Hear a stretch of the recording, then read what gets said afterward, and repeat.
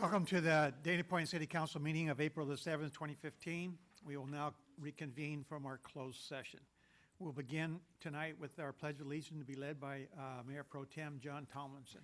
And before we do that, real quickly, I just would like the record to reflect that we have nothing to report out from closed session. Yes. I pledge allegiance to the flag of the United States of America and to the republic for which it stands, one nation, under God, indivisible, with liberty and justice for all. Please remain standing. Our invocation will be provided by Chaplain Ken Schlenker from the Orange County Fire Department. Mayor and council members, thank you. Let's just take a moment to give thanks. Dear wise and loving Father, first let me say thank you on behalf of all who have gathered here today. Thank you for your many and abundant blessings. Thank you for life itself, for the measure of health we need to fulfill our callings, for sustenance and for friendship. Thank you for the ability to be involved in useful work and for the honor of bearing appropriate responsibilities. Thank you as well for the freedom to embrace you or the freedom to reject you. Thank you for loving us even so from your boundless and gracious nature. In the scriptures, you have said that citizens ought to obey the governing authorities, since you have established those very authorities to promote peace and order and justice. Therefore, I pray for our mayor, for the various levels of city officials, and in particular for this assembled council. I'm asking that you will graciously grant them wisdom to govern amid the conflicting interests and issues of our time, a sense of the welfare and true needs of our people, a thirst for justice and rightness, confidence in what is good and fitting. I pray for the agenda set before them today. Please give them an assurance of what would please you and what would benefit those who live and work in and around Dana Point.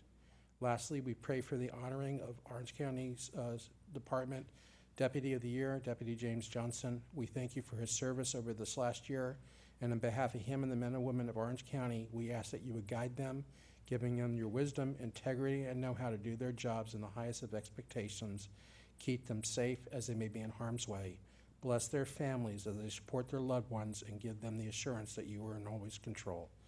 Thank you once again. It's in your blessed name we pray. Amen.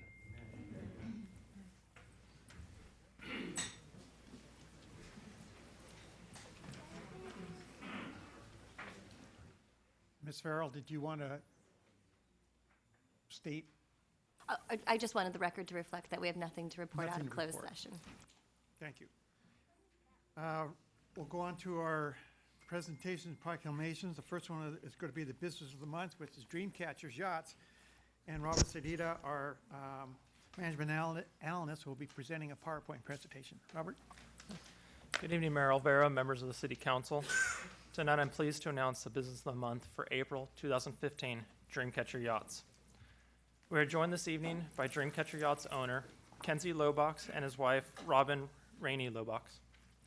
Located in Dana Point Harbor, Dreamcatcher Yachts opened in 1992.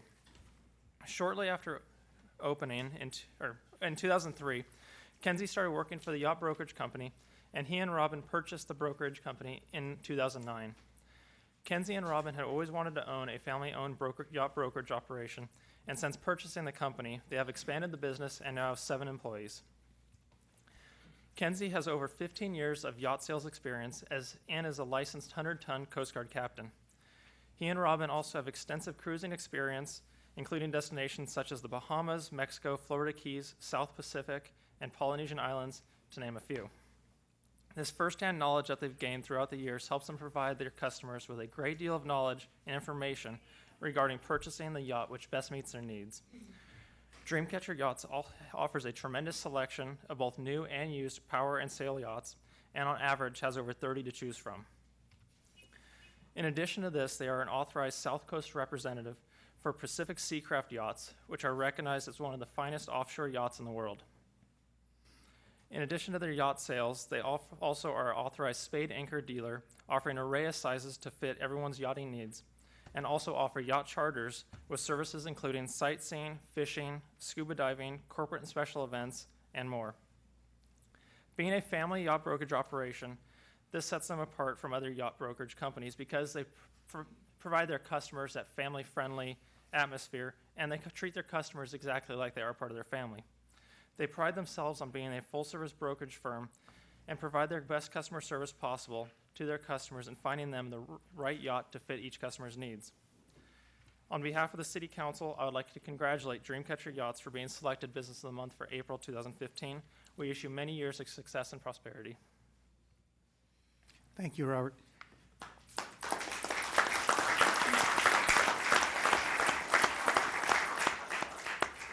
Kenzie, if you and your wife want to join me up front center.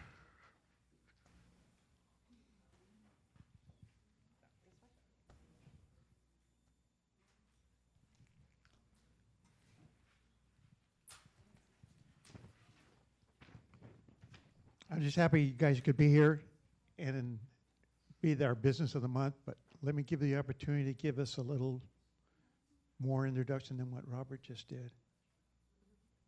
He did quite well.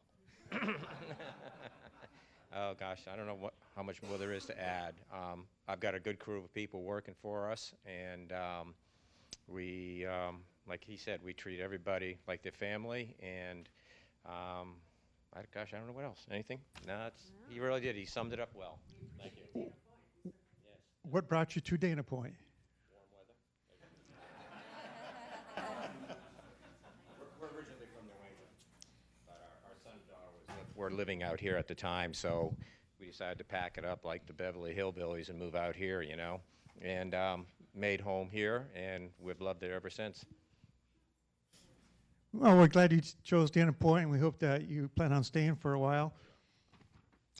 What we want to give to you is a certificate of recognition for Dreamcatcher Yachts as our featured Business of the Month for April.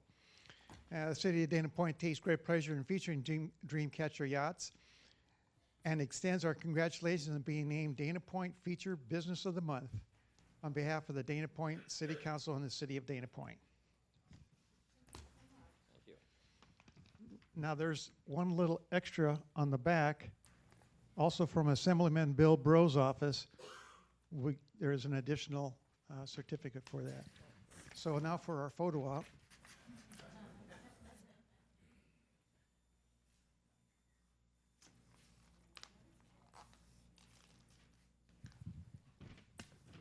And I want to make sure that you get our city pin. Wear them with distinction. And I appreciate your business in Dana Point. Thank you. We appreciate being here. Yes. Thank you.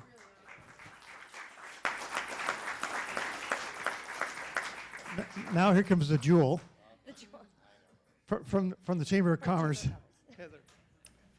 Just want to say thank you to begin with for being such a great business in Dana Point, for selling the dream of Dana Point, and for being a great chamber member.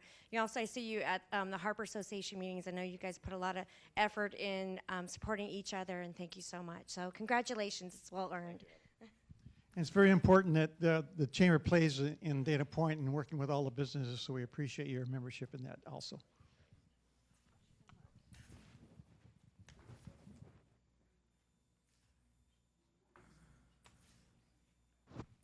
Thank you all very much.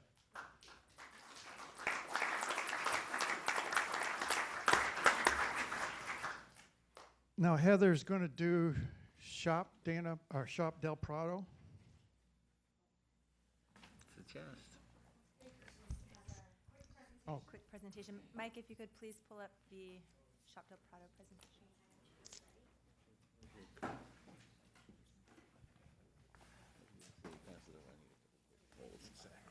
Thank you.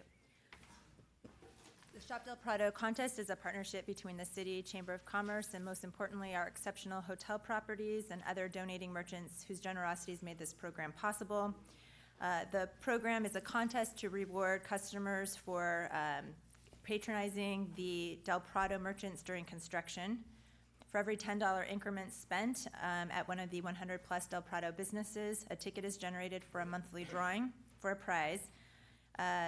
Tonight, Mayor Alvear is going to draw a ticket for the March contestant winner. The recipients for the month of March, there was a total of $14,000 that has been spent, so a bit of a decrease from the month of February, but an increase still from January. And We wanted to thank again our February donors, which you can see below who those were. The March prize package, which is what's going to be drawn this evening. These are the prize packages as seen on the screen.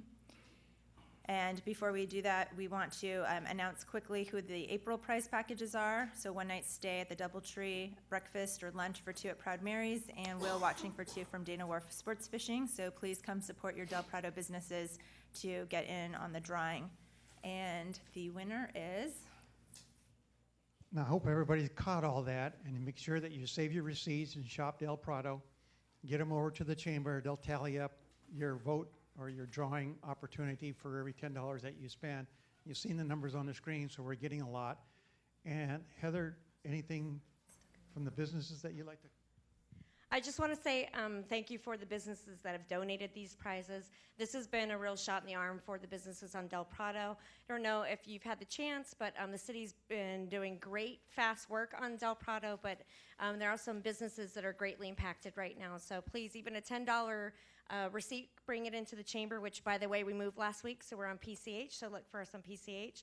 Bring it in, and you can be entered to win to stay at one of our great resorts. So thank you again for the city. It's been a great partnership. Thank you, and we're going to see what we got here. I should maybe just throw them all up in the air and see which one falls face up. Susie Kelly. And Susie shopped at Easy Green Bikes, so we'll be contacting Susie, but we'll have this contest going until probably about October, so shop Del Prado.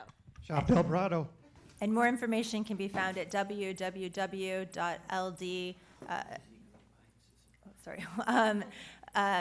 shopld.com. Thank you. Thank you very much. Now we're going to go into our April Employee of the Month, Eric Kennedy. And Ursula Reynosa, will you come up and make that presentation?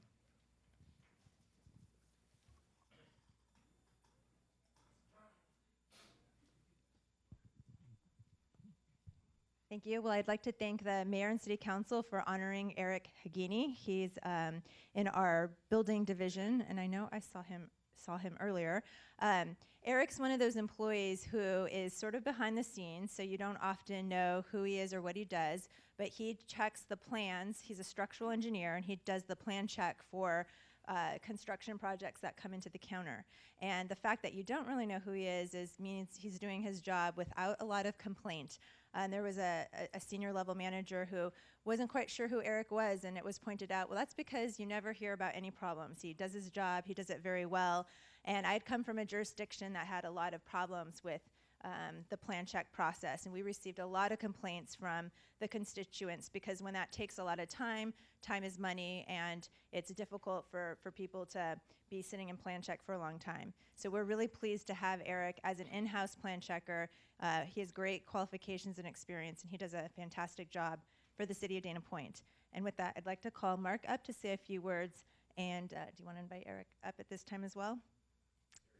Oh, there. Sorry, Eric. I was looking for you in the crowd. I, too, would like to thank the City Council and the Mayor for picking Eric. Eric embodies five-star customer service, and he is one of my key people in my team. One of the things that we do here in Dana Point is we have over-the-counter plan review, and Eric spearheads that. He makes sure that that happens. He is a senior structural engineer, as Ursula had indicated, and very few cities allow you to come in and have certain types of projects reviewed over the counter. And we're talking not just the building portion, but you're also talking about the structural portion. You're also talking about the land use issues, which are planning, and public works issues. And putting that program together and brainstorming, Eric was a key person to make sure that happens. He ensures that that happens every day. And I really appreciate it. I'm really tickled that he got that, and congratulations. Thank you very much. Yeah.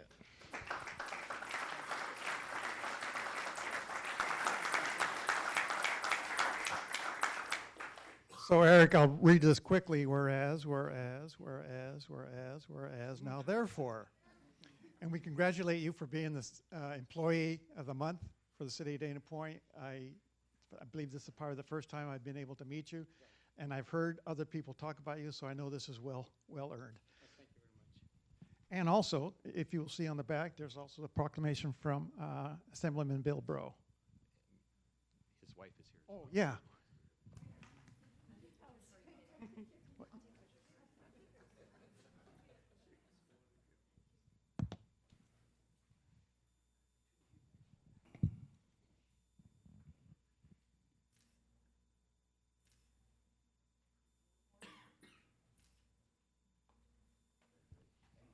Thank you very much and congratulations.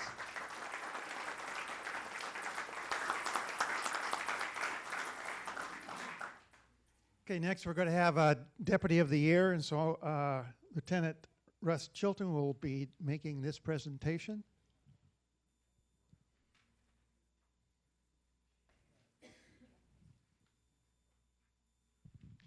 Thank you, Mr. Mayor. Tonight we're going to award Deputy James Johnson the Deputy of the Year Award. Here in Dana Point, this isn't an award just selected by me, but by his peers. Every year, all the deputies that work with each other, they choose who is worthy of this award. And I got to tell you, Deputy Johnson, he knocks it out of the park every day he comes to work. Does an incredible job for the residents here. And I tell you what, I sleep like a baby every night knowing that James is out there, and we're all very proud of him. I attribute our decrease in crime in large part to Deputy Johnson. Not a week goes by that I don't have something on my desk of a great arrest that James has done. So it's truly an honor to present him with this award this evening. And literally, he knocks it out of the park, and figuratively, I guess. And when you see have the mayor read his proclamation. Come on up. You got any accompanying parties with you? Oh, the whole front row. In this certificate of recognition, it does have a few things like James grew up in San Diego, attended the University of Arizona, was on a baseball scholarship, and as a result, went on to play pro ball for 2 seasons with the Cleveland Indians, and the Boston Red Sox, and 2 seasons for the Pittsburgh Pirates. So he did hit it out of the park. Excuse me, I think he was a pitcher. Pitchers don't hit. I had to land the plane, Mayor.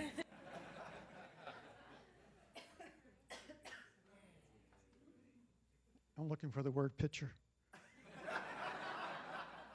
Okay. Anyways, we congratulate you for being here. We hope you're enjoying your job here.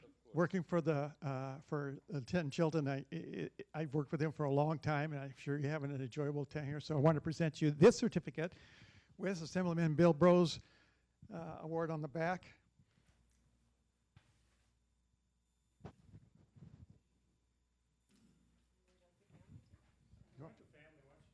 Everybody come up for a photo op. Make your camera, buddy.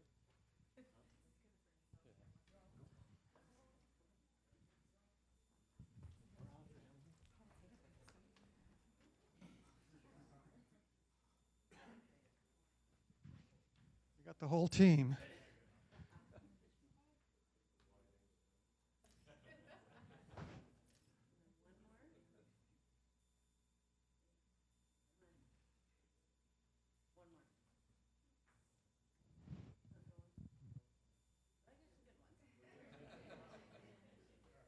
Thank you very much.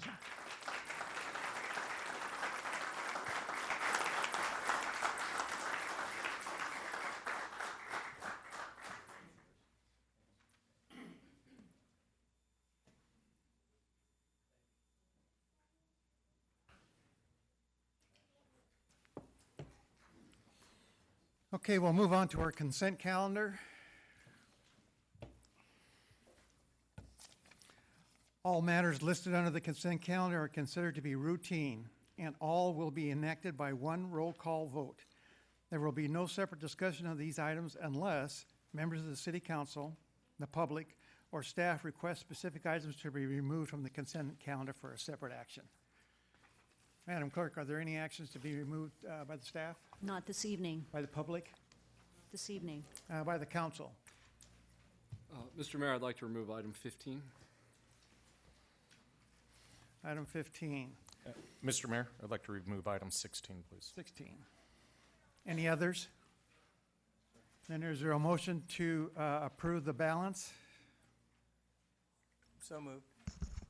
Is there a second? It's been moved and seconded that we approve the consent calendar with the exception of items 15 and 16. All those in favor? Vote.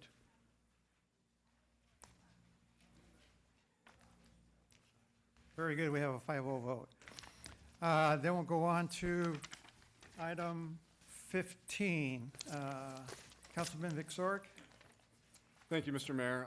The reason I requested this be removed is I just wanted a brief explanation about the item. I was a little confused by the staff report, to tell you the truth, where it says typically the Investment Review Committee, the IRC, convenes annually, but this year no formal meeting was held because no changes were required. It then goes on to say that the IRC annually review this policy, and further on in the policy itself, it talks about the IRC meeting at least annually. So I just want to clear up those inconsistencies. Very good. Mr. Kilbrew, could you please respond? The city has been investing in the same manner since the Orange County bankruptcy in 1994. There's been no change in how we invest our monies. Basically, half of it going into the state's local agency investment fund, and the other half roughly going into 2-year T-notes. We've brought it back to the Investment Review Committee over the years to see if they want to invest in other instruments that are allowed under the government code, but this has always been the case, that they stuck with this. This policy is very broad and basically meets what the government code allows. So the opportunity is always there, but every time we've brought it back, it's always been, let's just stick with the very conservative approach that we do. So we've done this on several occasions. And Mr. Kilbrew, when the auditors come in every year, they review it. And this year, did they have any findings or any recommended changes to it? There were no, they compare our current code to the California government code, and there was no recommended changes. So it's basically it's status quo. But at any investment review committee we can change the direction. It's just we've been very vanilla on our investments. Well, it's just that it occurs to me, I think it was a week ago, we were sitting here tonight appointing a member of the Investment Review Committee, and now basically we're telling them there's no need to meet, and maybe next year there won't be a need to meet, or what? No, What was sir. the point? No, sir. Maybe you could explain the Yeah. point of the Investment Review Committee. The Investment Review Committee has a very, very broad range of oversight because it is an advisory board to this council. For example, in the past, when Mello-Roos bonds were issued or a CFD was created at the Headlands, the Investment Review Committee played an integral part in reviewing the manner that was constructed and made several recommendations to the City Council. On other matters of city business where there's large amounts of money involved, the council has often directed the Investment Review Committee to review that, to provide advice and counsel to the councils before they make a decision. Mr. Kilbrew, can you further elaborate on some of the issues that the IRC has reviewed and acted upon? Yeah, back in 2006, they delved into creating financial policies. That's where our reserve policies came from. And then we brought that up again last year, and we had some discussions on that, and we expect to continue those discussions as we move forward with the new Investment Review Committee. In addition, if any other community facilities districts come up, we'd obviously be bringing those to them, and then anything that the council might want to refer to the committee. And also, if I can add, I would anticipate that after the council discusses the next item, number 16, and as we move into our 2-year budget, I think we'll be in a position, I know we're going to be we're finding dates for the IRC to meet in the near future to talk about a possible CFD development for a development that could be occurring here in town. But also when we bring the 2-year budget forward after it's adopted, I would anticipate that the IRC meet to review, based upon the way our reserves look, to make recommendations to council if at any time there needs to be an adjustment to those reserves that the council should consider. So I think there's going to be at least two opportunities in the next 4 to 6 months for the IRC to meet in a meaningful way and provide advice and counsel to the Dana Point City Council. Well, is this item time sensitive in some way that we need to pass it now, or if when the IRC does meet, would it be wise to have them look at this policy? This is basically what's allowed under state code. So we're complying with state code that requires an annual review and present it to the city council. If they want to review it at any time, we could also do that and bring back a recommendation to make any changes to this. Or if This the is council tonight wants to make any direct staff to review certain policies, we can then, as part of your ongoing review, take that back and bring it up to the IRC if there's something that jumps out at the city council or a city council member tonight. Okay, thank you. Mr. Sakevis, excuse me, go ahead. Oh, Well, Mr. Sakevis, could you just refresh us, who all sits, we know we appointed one last meeting, but who all sits on this IRC? We've got 2 council members, so the mayor pro tem, the city manager, assistant city manager, director of administrative services, an appointee by the city manager, and an appointee by the city council. The latter happened last week, and then we have Larry Rolap, who's a longtime financial mind in the municipal markets that it happens to be a resident, and we've taken advantage of his input as well over the years. Okay, thank you. Any other questions? Councilman Just a Shelford? comment, Mr. Mayor, thank you. First of all, I understand Councilman Vichorik's comment that the title of the committee seems a little misleading because the scope of the committee's work is really much broader than investment review. And at some point, maybe another consent item, consent agenda item would be to consider changing the name of it to, say, Finance and Investment Review or something, because the scope of the work that's performed as a former Investment Review Committee member, I can assure you is very wide-ranging, and it all goes to the financial health of the city, one component of which is the policies that govern the investment of our cash and other investments. So that might be a way to clarify things. And then I would also urge that as the city manager did, that in connection with our budget review, that the IRC meets sooner rather than later, so that it can give some focused attention and maybe make those discussions as productive as possible. I think that's usually a great time for the IRC to meet. Just my 2 cents. Thank you. Any others? I think I'll add that the sooner would be the best at this point with a new member, and use that first meeting as an introduction, and then maybe bring back to us the results of that through either minutes or in considering Councilman Schofel's remarks. And we are meeting a week from Thursday. Okay. So we have that first meeting with the new member a week in 9 days. And the new council members. Okay. Any other questions? Your motion to approve item 15? So moved. Is there a second? Second, Mr. Mayor. It's been moved and seconded. Please cast your votes.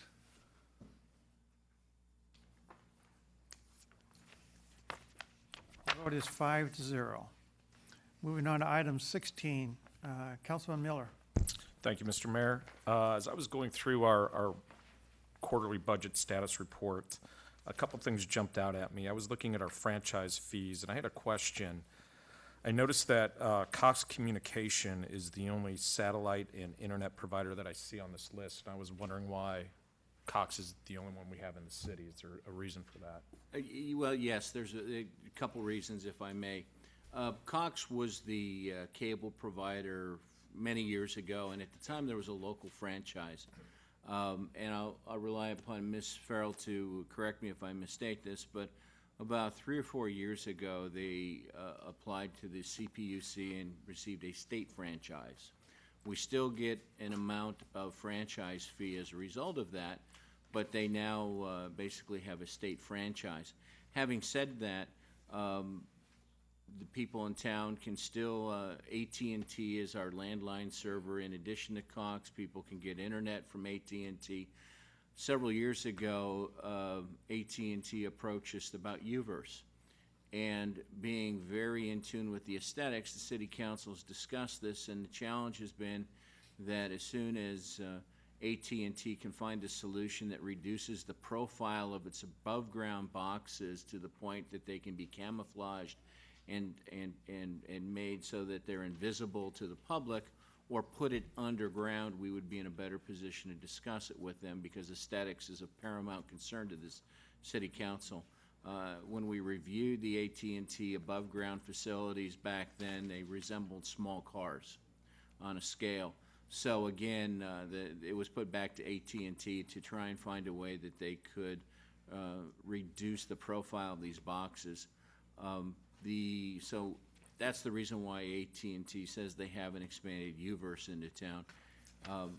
People have the choice of DirecTV, as well as the other satellite provider, Dish Network. So that's why you see Cox is that franchise fee item there. Okay, thank you. There's one other question I had. The facilities department. Yeah. We have a $30,000 increase for equipment maintenance, and it's concerning a pipe that it says in our report is defective and needs to be replaced. And I'm wondering why we are not going back to the manufacturer if the pipe is defective and having them cover the cost and mitigate the cost to the city on this. That's a very good question, and one of the things when I first saw that, about 8 to 10 years ago, we constructed restroom facilities when we did a major renovation at the Dana Point Youth Baseball Complex, and at that time, a restroom was created. Over the years, we've had 6 or 7 material failures where we've gone in and corrected the problem. We use the word defective pipe. Quite candidly, had we been closer to the date, I said, why can't we go back against the contractor? I was told that it would be very difficult given the time that's passed. So rather than keep chipping away at it and putting a Band-Aid on an artery, we want to go forward and replace the entire length of pipe so we can resolve this once and for all. All right, thank you. Any other comments on item 16? Is there a motion to approve? Make the motion to approve. Is there a second? I'll second that. Been moved and seconded, and we approve item 16 on the consent calendar. Please cast your vote.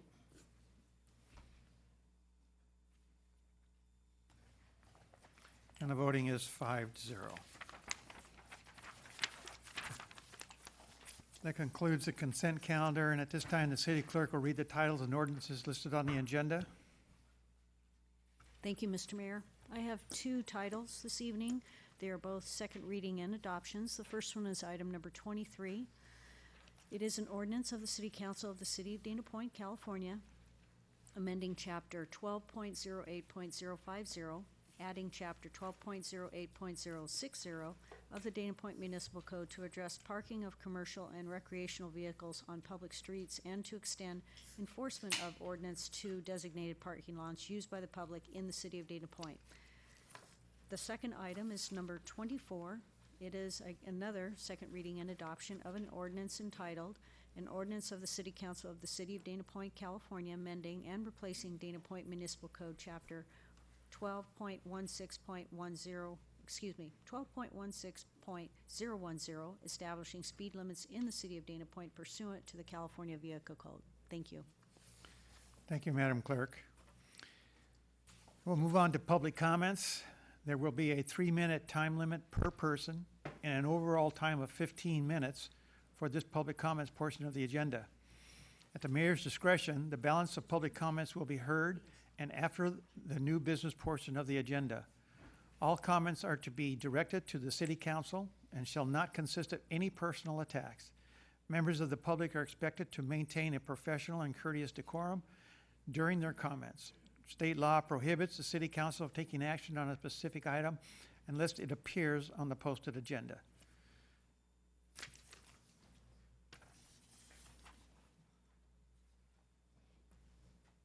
The first person to speak is Betty Hill, and it'll be followed by Roxana Walters. Good evening.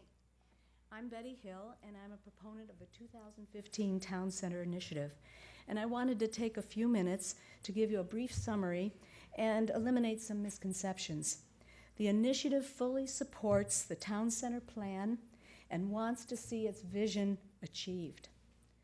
The purpose of the initiative is to promote the Town Center as a primary business district in the city with a small town village atmosphere containing pedestrian-friendly businesses, shops, and restaurants. If that sounds familiar, it's because that is a goal of the Town Center plan.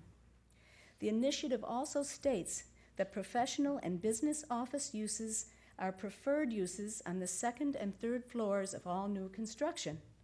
But that's part of the Town Center plan too, Policy 1.6 on page 14.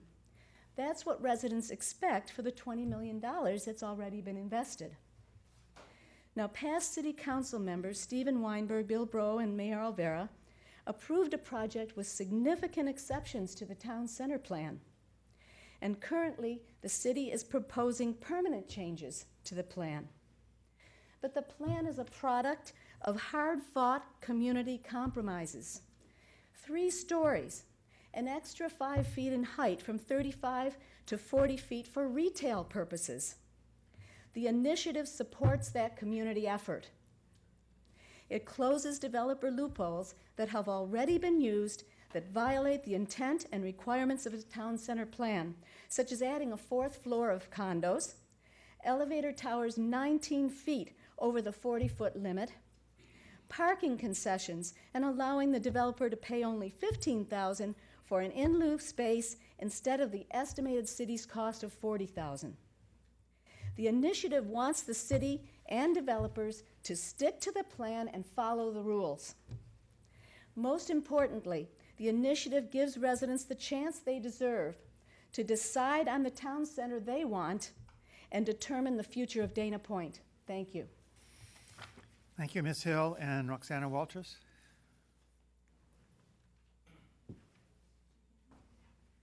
Roxana?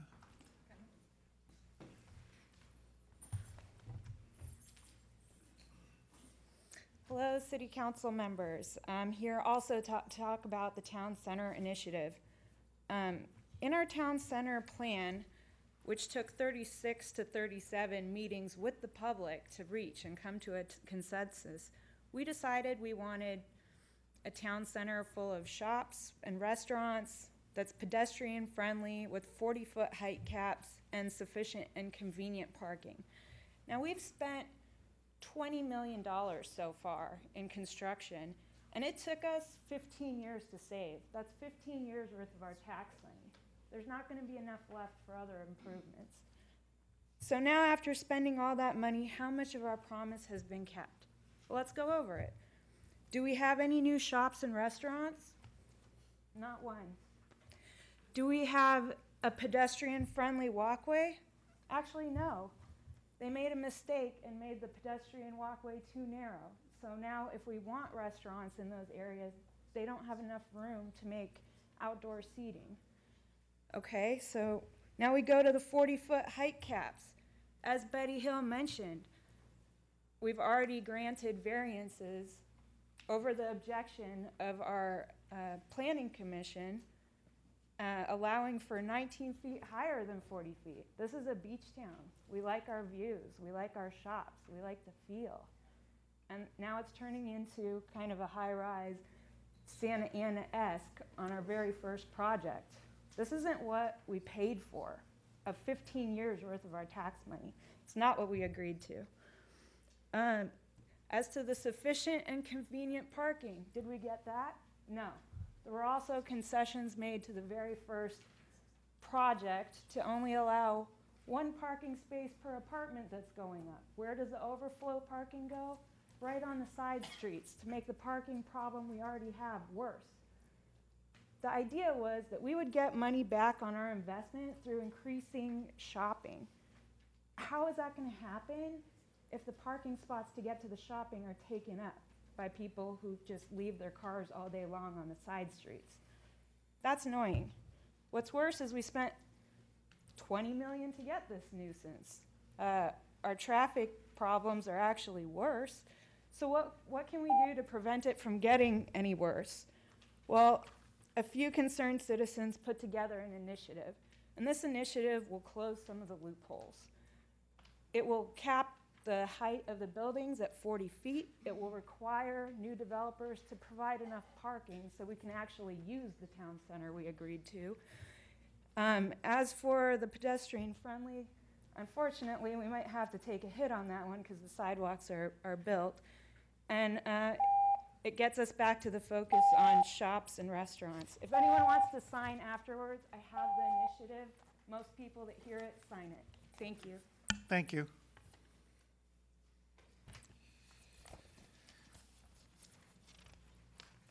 We're going to move on to public hearings. Item number 25. Do you have a staff report, Mr. Shakhevis? Absolutely. At this time, I would like to ask Ursula to please provide a staff report.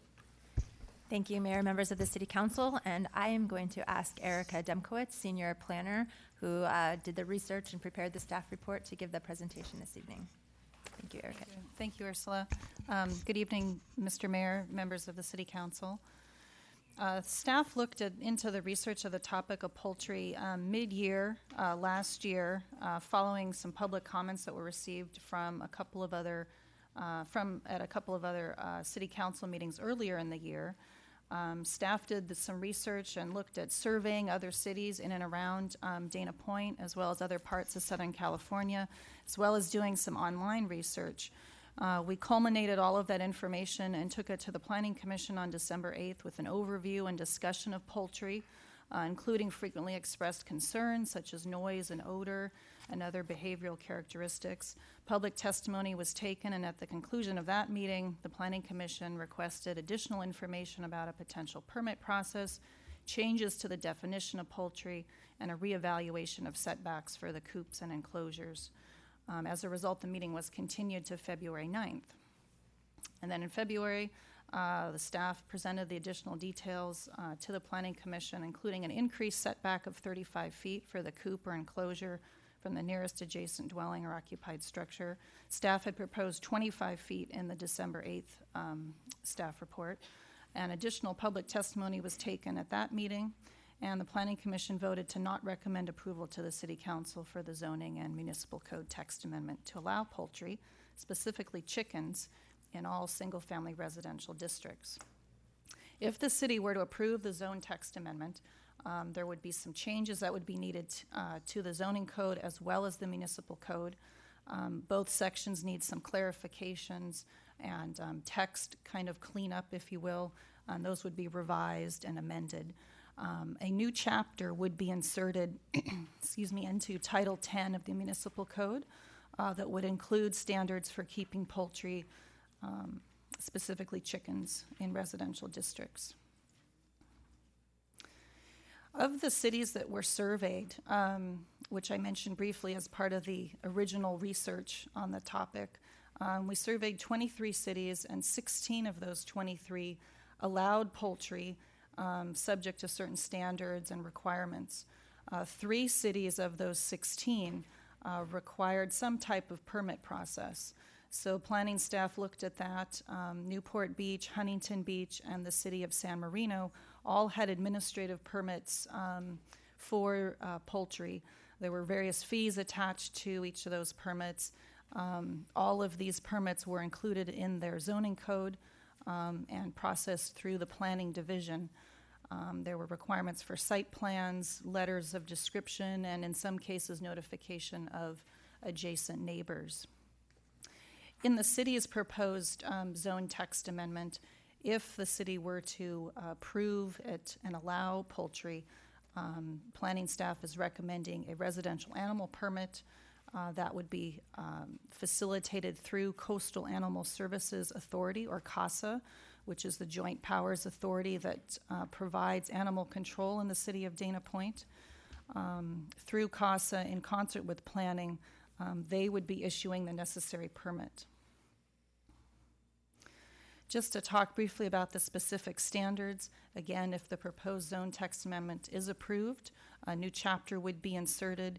There would be a residential animal permit that would be required for keeping poultry. The number of hens allowed would be a maximum of 6. There would be some setbacks included for the coops or cages or enclosures of at least 35 feet from the door or window of any dwelling or occupied structure other than the owner's dwelling. The coops or cages would not be located within 5 feet of the side or rear property lines and not permitted within the front yard. The enclosure would need to be provided for the hens with a covered predator-proof type of cage. There would be a minimum square footage for the enclosure per hen. It would be well ventilated, easy to clean. For the sanitation side, there would be a method or a means to keep it in a clean and sanitary condition at all times. No outdoor slaughtering would be permitted, and no roosters would be permitted as part of this zone text. In conclusion, staff is recommending that the City Council conduct the public hearing, and there are one of 2 options in the recommendation of the staff report.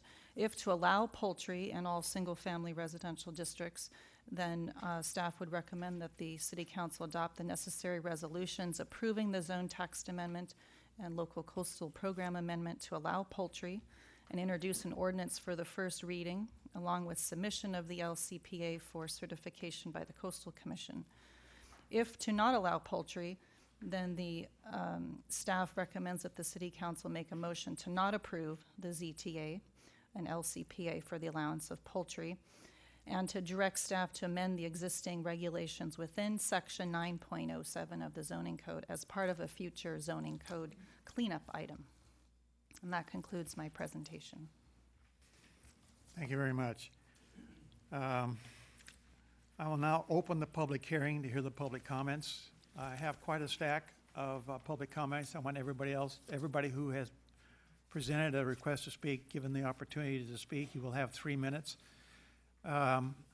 If you support, to try to minimize the time a little bit, if you support previous comments rather than repeating somebody else's comments, you can just quickly say that you support the previous speaker or anyone as an individual.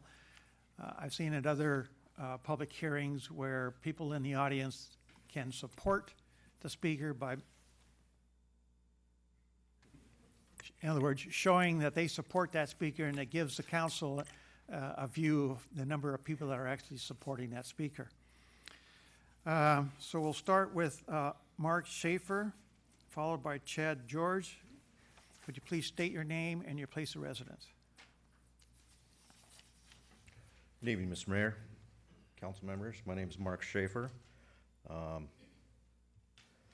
My wife and I have been in residence in Dana Point since 1992. We currently live in the Bible Belt area. We were attracted to Dana Point because of the picturesque small beach community atmosphere. We feel that raising chickens in the backyards of single-family residents in Dana Point will detract from this atmosphere. We also have children. 2 of them are special needs children that play in the yard, and we're concerned about the existing wildlife becoming more predominant because of the raising of chickens. It was 2 months ago I pulled up at the end of Priscilla Drive to go on a walk down to the beach, and I saw a coyote walking right down the middle of Golden Lantern heading northbound. And lastly, we purchased our home in Dana Point with the understanding that it was zoned residential and not residential agriculture. And after that's such a large investment, we feel our rights as a residential area be free of backyard chickens, and it should be upheld by the City Council. And we would appreciate your support in opposing backyard chickens. Thank you very much for your time. Thank you. Chad George. State your name and place of residence.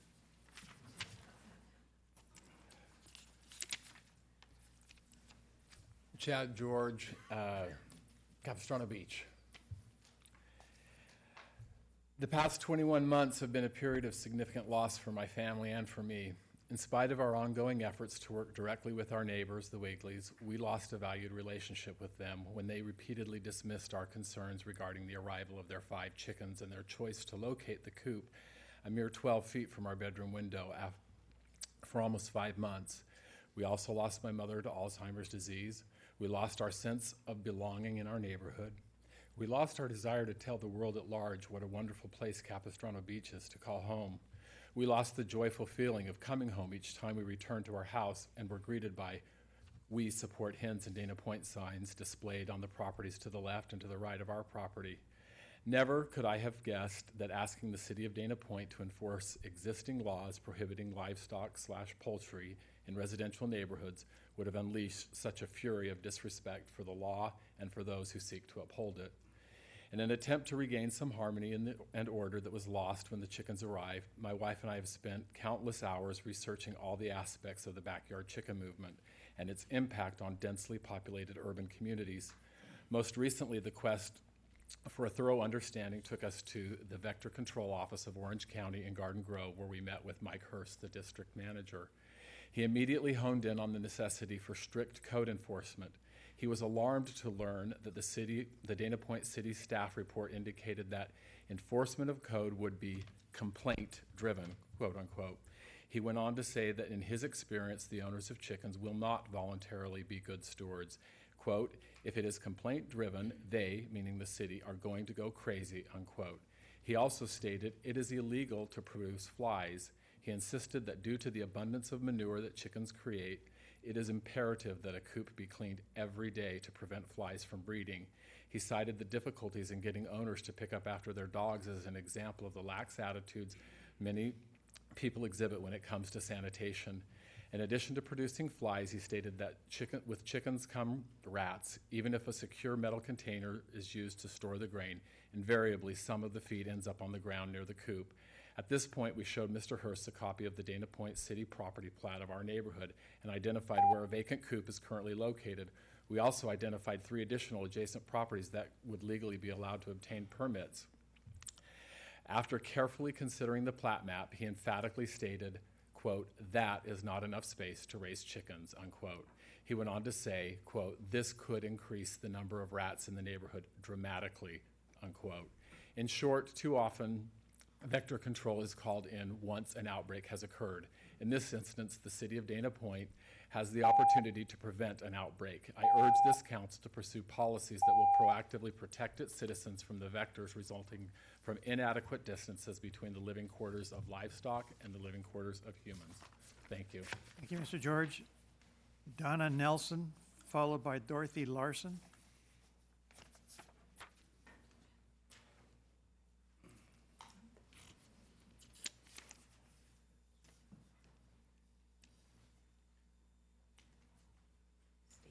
I am Dorothy Larson and live in Capistrano Beach along the bluff.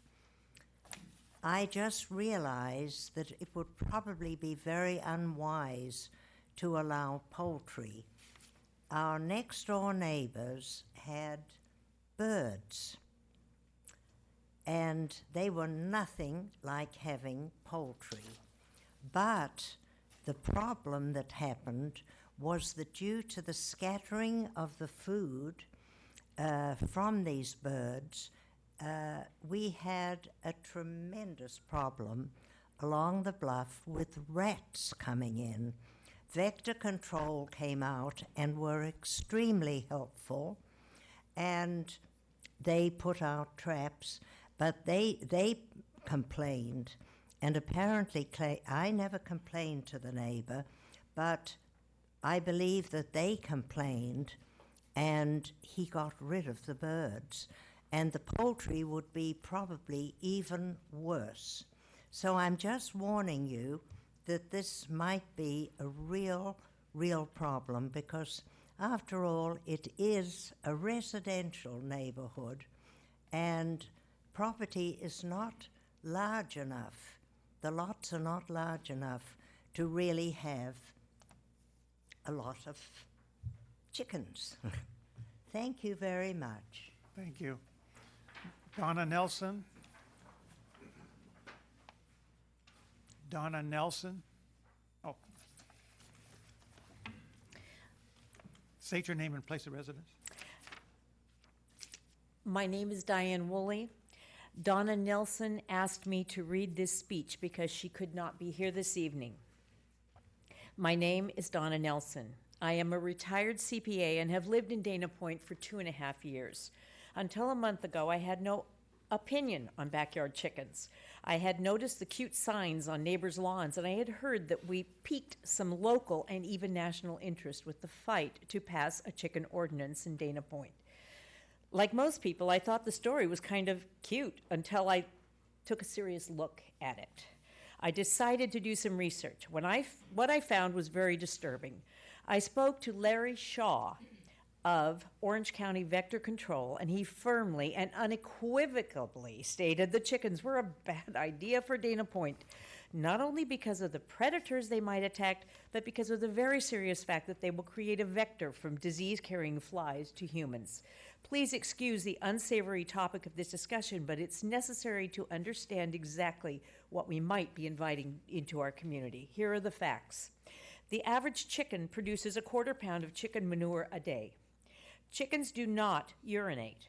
They only produce liquidy feces, which is almost 80% water. 6 chickens generally produce about 10 pounds a week of smelly, wet material.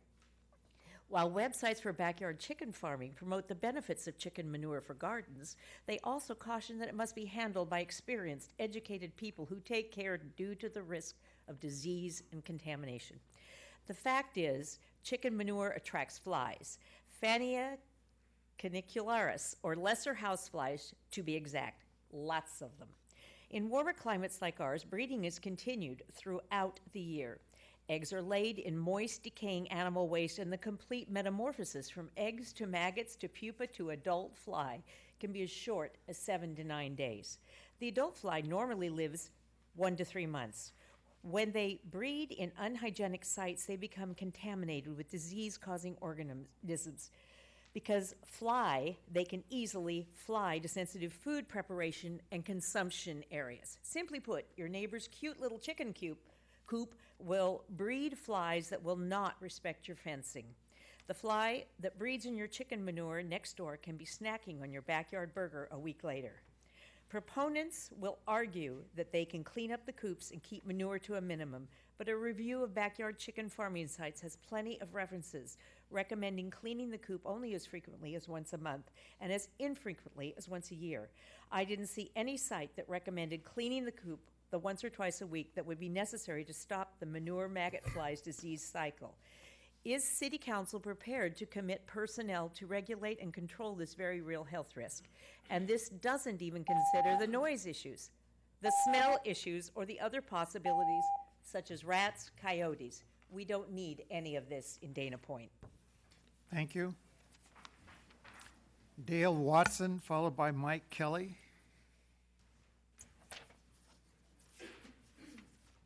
State your name and place of residence. Yes, good evening. My name is Dale Watson.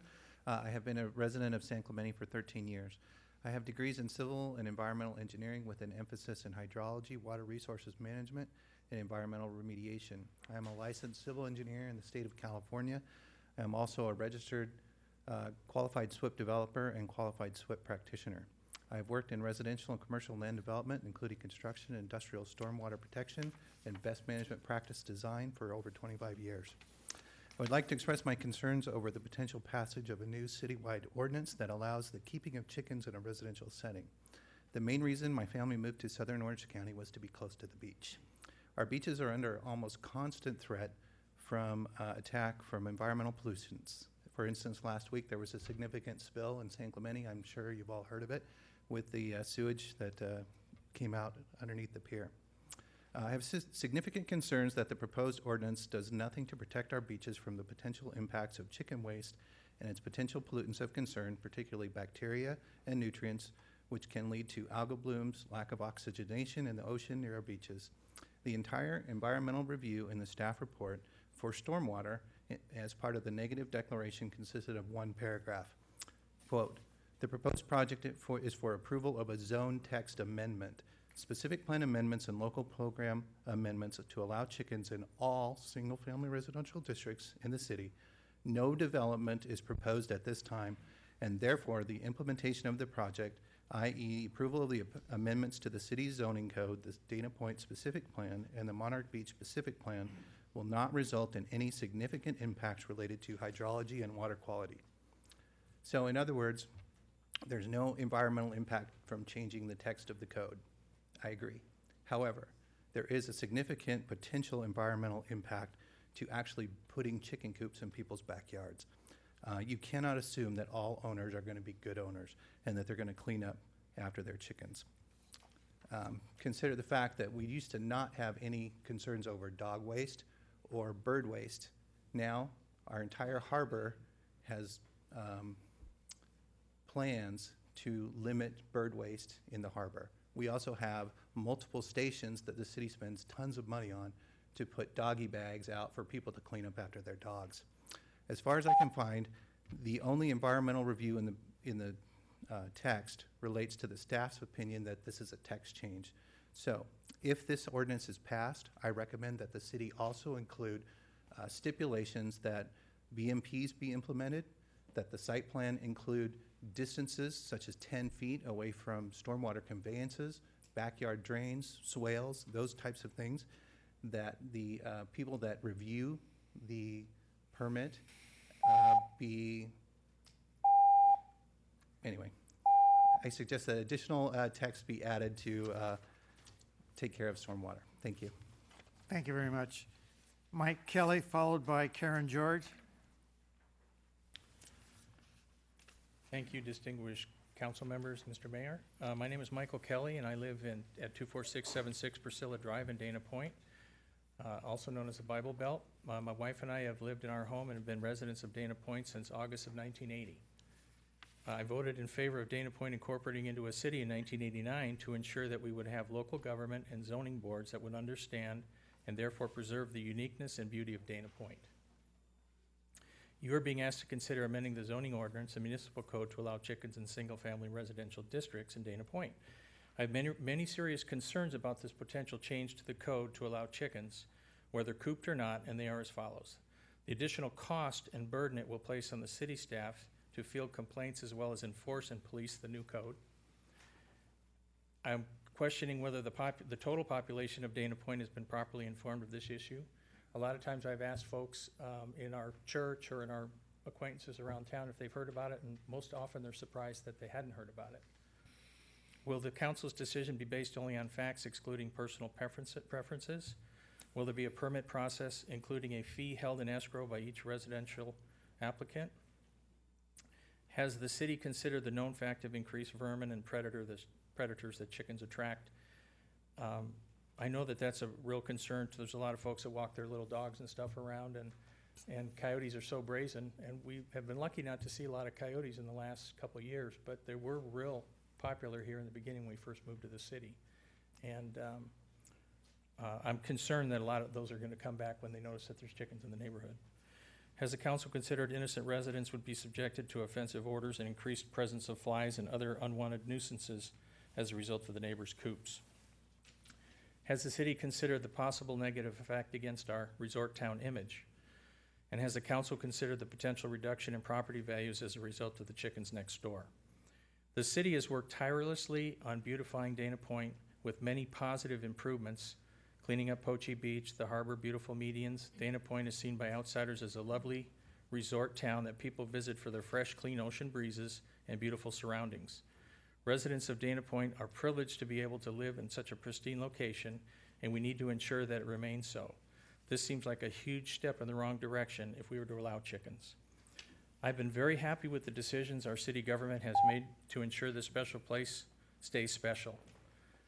I sincerely hope you vote to uphold the Planning Commission's decision to not allow backyard chickens in Dana Point. Thank you very much. Thank you. Karen George, followed by Alex Martinez.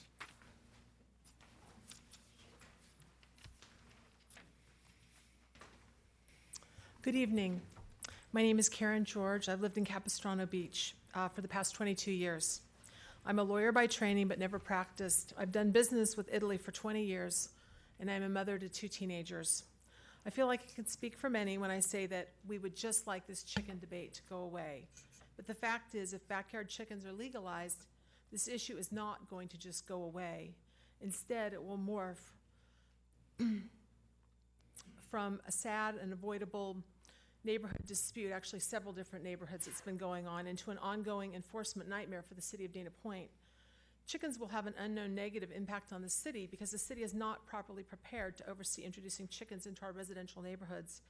And chickens will have a predictable negative impact on the citizens in the neighborhoods throughout, and that neighborhoods throughout the city will erupt in conflict, as has already happened in Capistrano Beach, Monarch Beach, and the Bible Belt.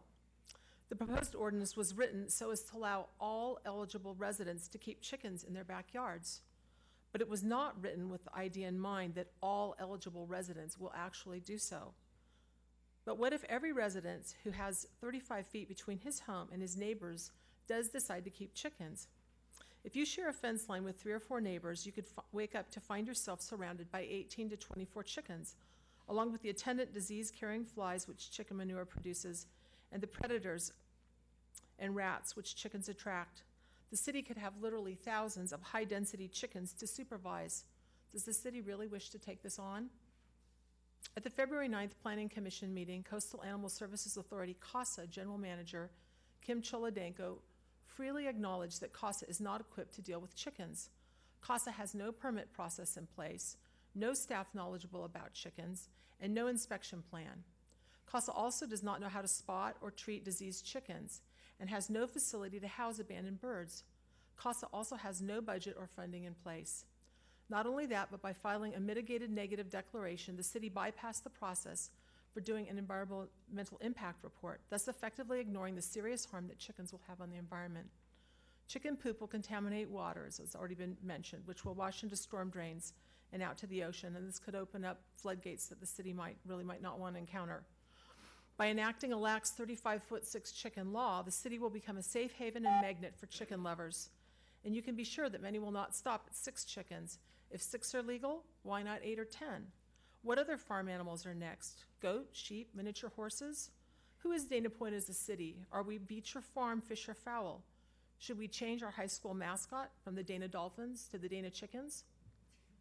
Most Dana Point neighborhoods are simply too densely packed for humans and chickens to live in harmony.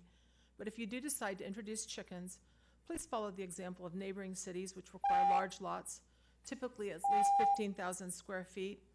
We urge you to carefully consider the Planning Commission's decision and vote to keep Dana Point chicken-free.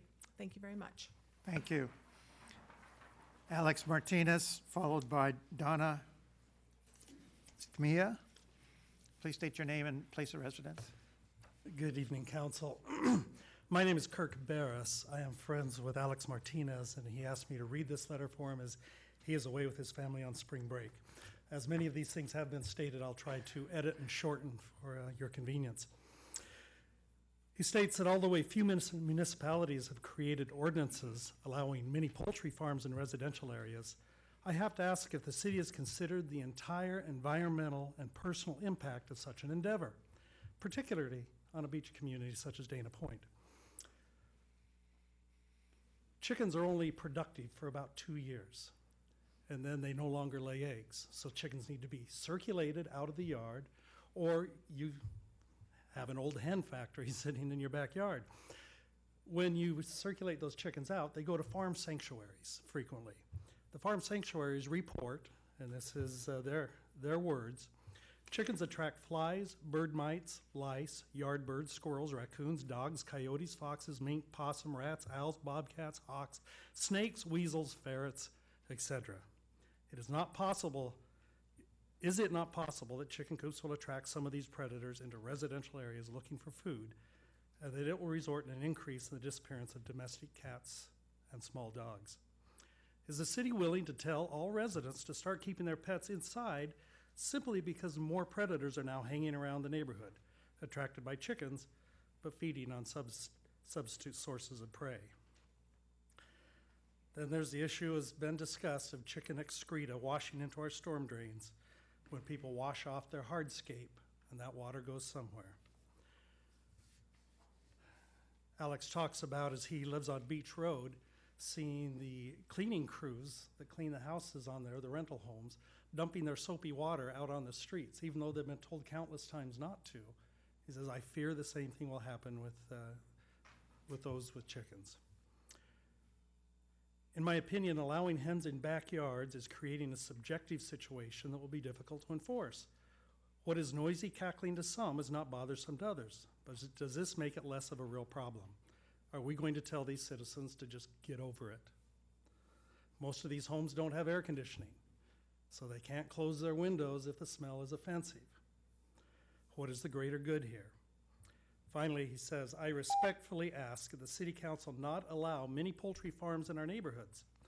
If the city is adamant about allowing this, at the very least, it needs to be consistent with our neighboring municipalities, San Clemente and San Juan Capistrano, in law and enforcement, to arrive at a uniform and workable arrangement, not a specially carved out law that gives favor to neighbors or friends of the City Council members like John Tomlinson. Thank you for your attention. Donna Skimaya, followed by Gene Rathbun.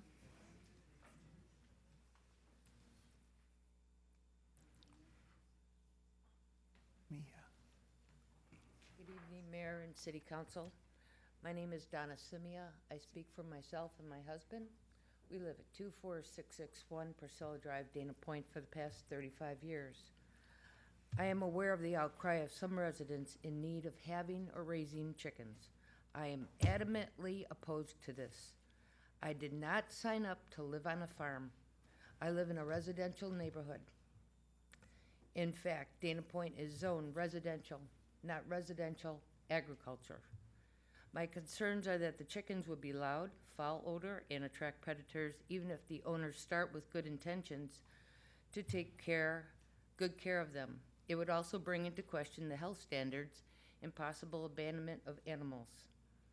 I have 6 neighbors that I have a common fence with. If every one of those neighbors wanted 6 chickens, my house would be surrounded by 36 chickens. It can't happen. What about the value of my home? The value of the neighborhood? Isn't that also being compromised? In all honesty, would you be willing to have your neighbors raising chickens? Sometimes if you put yourself in other people's shoes, like mine, you would be able to understand where I am coming from on this subject. The lot sizes in Dana Point are not conducive for chicken coops. It has been stated at the Planning Commission on February 9th that the lot sizes should be approximately 15,000 square feet. It was also stated at that meeting, 90% of the lots in Dana Point are approximately 6,000 square feet. And why is it that other cities, Newport, Laguna Niguel, require much more space from placement of coops to the door wall of adjacent buildings? Does CASA have the ability to enforce new rules and regulations? At this time, they have no directives in regarding to policing chickens. They would also have to create a new permit for chickens, and what does that entail? This will be an extra burden to code enforcers. And how much would the city have to pay to monitor chickens? This would add one more layer of expense to the city budget. It comes down to respect my neighbor and not to impinge on their rights. If someone chooses to raise chickens, they can do that in an area that is equipped to handle it, like a farm. It is a desire of a small vocal minority to participate in a special interest hobby superior to the currently zoned property rights of thousands of homeowners. With all the money and effort the city is pouring into trying to transform Dana Point into a more attractive seaside community, how do chickens fit into the picture of lovely seaside living? In summation, I respectfully remind the City Council that they have been elected to represent Dana Point in the best interest as a whole, and not just the vocal special interest groups. I thank you for the opportunity to express my views. Thank you. Gene Rathbun, followed by Matt McKinley.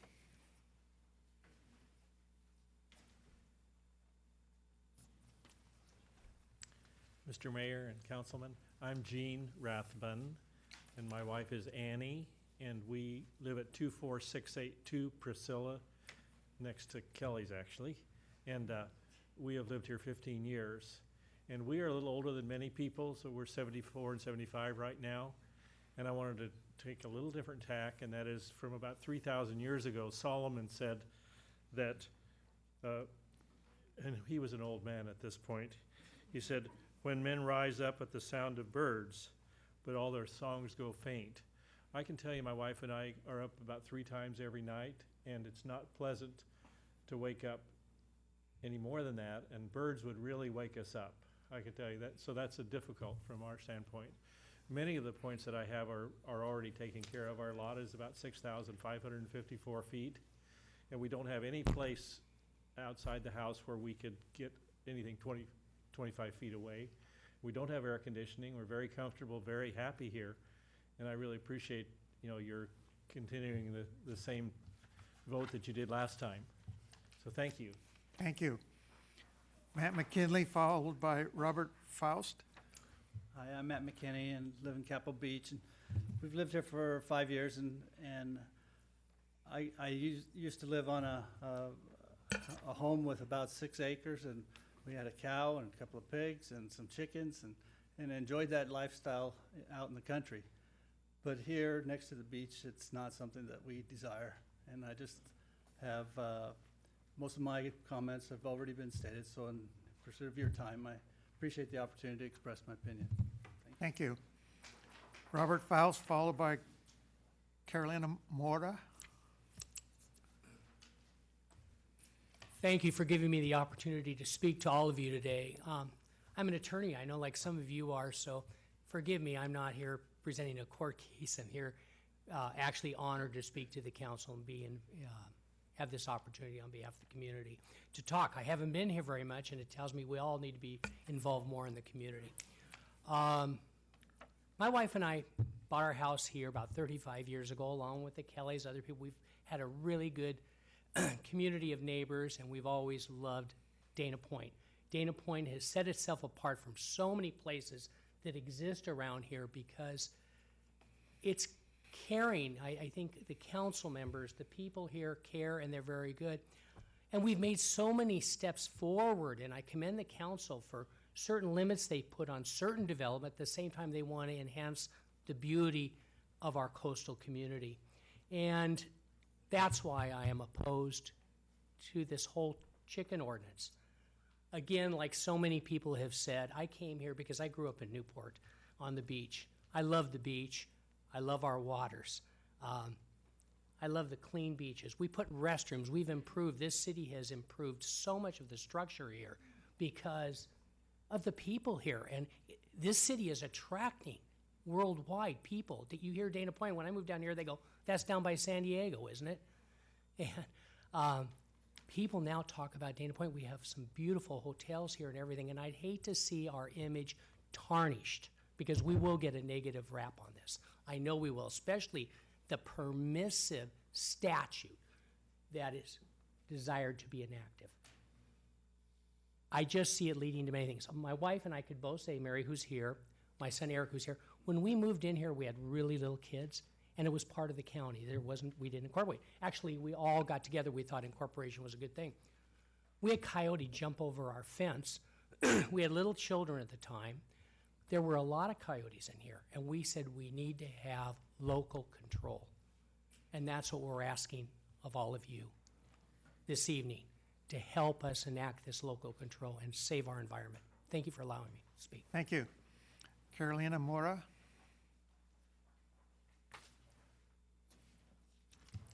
Hi, I'm reading this for my sister. I'm Randlin Watson, and she's out of town. It's a little repetitive, but she'll kill me if I don't do this, so I got to do it. It says, my name is Dr. Carolina Mora, and I live in Capistrano Beach. I grew up in Rolling Hills Estates on the Palos Verdes Peninsula. We had chickens, horses, dogs, rabbits, and we also kept bees. Many of my friends had goats, and I was a member of the 4-H club. It was a magical way to grow up for me and my 6 siblings. The thing is, our property was 3 acres and specially zoned for farm animals. Although I wish my 3 kids could experience animals in this way, our beach town cannot accommodate a farm life. I really hope my neighbors are not allowed to keep chickens considering the close property lines in our area.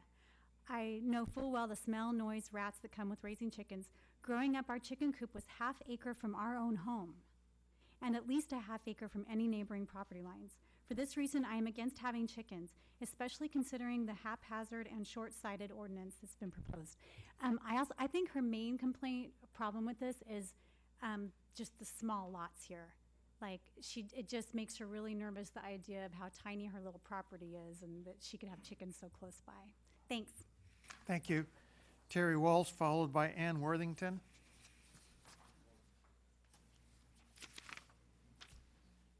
Good evening, Mr. Mayor, City Council. My name is Terry Walsh, resident of Dana Point, and I agree with most everything everybody said. A little squeamish in the back row. They're talking about some of the problems that seem to crop up with chickens, many of which I was unaware of. But I do have two really concerns, and if you must or you insist on moving forward on this, which doesn't seem like would be a very popular decision this evening, please consider lot size. I live in a house that has a pretty small lot, and like many, I'm surrounded by other homes with small lots. And if they could squeeze a chicken coop into this ordinance, I think we'd all be too close, and I think there needs to be at least a minimum lot size if you're even going to consider such a thing. The other thing that I really request, and I think it's extremely important, not only did I buy into a residential community, I wasn't expecting to move into a farm,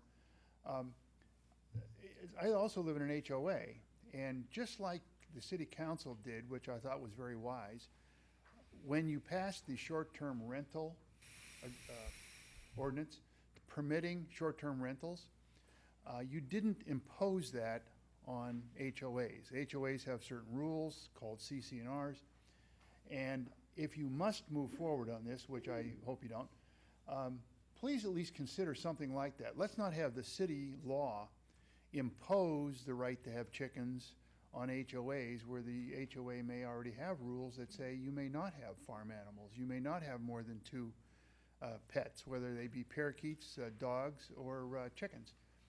And I think it would be extremely important. I'd hate to see our government in our small town impose governmental rules on its citizens, because the way the ordinance is written, it says all residential areas. Boy, that's all encompassing, isn't it? That's small lots, big lots, HOAs, non-HOAs, you name it, with very few restrictions. So please, if you must move forward on this, and I hope you don't, do something about lot size. I don't know the right number, certainly. Is it 15,000 square feet, or is it bigger or smaller? But I think somebody much wiser than I am can figure that out. And the other thing, don't impose it. Please don't impose it on people that live in HOAs. If you must pass this thing, at least permit the HOAs to decide for themselves, just like you did with short-term rentals. And if people in the HOA wish to have chickens, they can change the CC&Rs if they wish to, or try to change the CC&Rs if they wish to. But let's not have some government body impose something like chickens with an ordinance that says all residential areas. So thank you very much for your time. Thank you. Ann Worthington, followed by Dr. Walter Henry. Please state your name and place of residence. Hi, my name's Ann Worthington, and I live in Capistrano Beach since 1995. I'm a retired lawyer, small business owner, and mother of 2. And at the risk of being redundant, I'm going to say how surprised I am that keeping backyard hens has become an issue in our densely populated city. According to my research, the city of Dana Point Council determined many years ago, 1990, that keeping poultry was a public nuisance. The purpose of ordinance number 90-13 was to protect citizens and their property from conditions which are offensive or annoying to the senses, detrimental to property values and community appearance, or hazardous or injurious to the health, safety, or welfare of the general public. The council set forth these specific guidelines of what constitutes a public nuisance, and poultry was specifically included in that ordinance in 1990. Several years later, the council passed another ordinance, 94-09, adopting a zoning text amendment and local coastal program amendment that prohibited the keeping of poultry in residential districts. I'd say it's pretty clear. The city of Dana Point does not believe chickens are consistent with its general plan and local coastal program. So, in light of the proposal to change these well-established laws, I ask you, what has changed in 25 years so that chickens in residential areas would no longer be considered a public nuisance? Absolutely nothing. Except the city's population, which has increased about 8%, I think. It went up a little in the 2000s, came back down. So we have more people living in Dana Point than 25 years ago. But other than that, Dana Point is still an urban area. Chickens still make noise. They make a mess in the yard. They attract flies, vermin, predators. They're still farm animals that belong on the farm. So from a legal standpoint, the city has an obligation to continue protecting its citizens and property from nuisances. The Dana Point Nuisance Ordinance, which specifically includes poultry, should not be relaxed or disregarded because a few residents want to keep chickens. Rather than policing chickens with permits, regulations, administrative paperwork, site investigations, follow-up visits to address complaints, and potential lawsuits, the city's time and money would be better spent working on projects that benefit our community. Thank you. Thank you. Dr. Walter Henry, followed by Greg Young. Please state your name and address, or place of residence. Good evening. My name is Mike Hurlbut of San Clemente. I'm reading this on behalf of Dr. Walter Henry. My name is Dr. Walter Henry, and I've lived in Capistrano Beach for 27 years. I'm a retired cardiologist who graduated from Stanford University School of Medicine. After an internship and residency at the Albert Einstein College of Medicine in New York, I spent 8 years as a senior investigator at the National Heart, Lung, and Blood Institute. I left the NIH to accept the position of chief of the cardiology division at the UCI School of Medicine. After 10 years, I became dean of the UCI School of Medicine and vice chancellor of health sciences. When I learned that Dana Point was considering allowing backyard chickens in our community, I became concerned about the disease risks associated with chickens. I researched the matter and spoke with a representative of the Orange County Vector Control District. It is clear that having backyard chickens in an urban community like ours will produce several potential problems. By far, the most common risk associated with live poultry is salmonella. According to the CDC, salmonella germs are found in poultry feces and on their feathers, feet, and beaks, even when they appear perfectly healthy. Such germs are often found on cages, coops, feed, and water dishes, even plants and soil where the birds live and roam. For this reason, the CDC warns that chickens should not live or roam near kitchens or outside patios where food or drink is prepared or served. Because many of us live on small lots in Dana Point, it's important to understand that chicken keeping affects not only the chicken owner, but also the neighbors. If chicken coops are not cleaned frequently, flies will be attracted to the manure and can easily form a vector to spread disease to neighboring yards. Scrupulous hand washing, frequent cleaning of coops, and thoroughly cooking eggs can reduce the risk of salmonella. But it is critical to assume that any areas where chickens live or roam can be contaminated. Wild predators such as owls, raccoons, coyotes, yet another risk.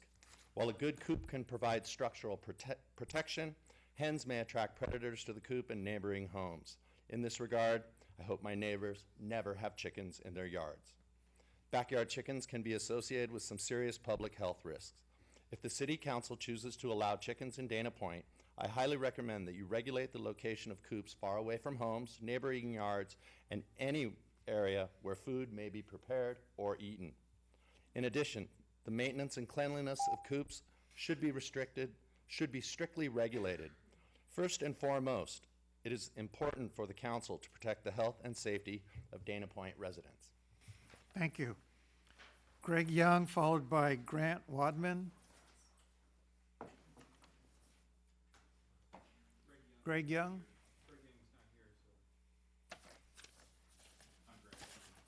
Grant Wadman, state your name and place of residence. Thank you for allowing me to speak. My name is Grant Wadman. My wife and I have lived in Dana Point for 21 years.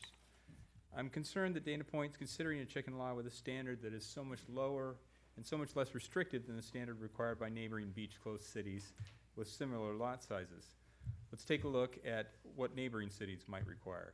San Juan Capistrano requires 2.5 acre lots, but will consider 15,000 square foot lots if the coops are placed in the dead center of the lot far away from neighbors and an $8,000 conditional use permit is obtained.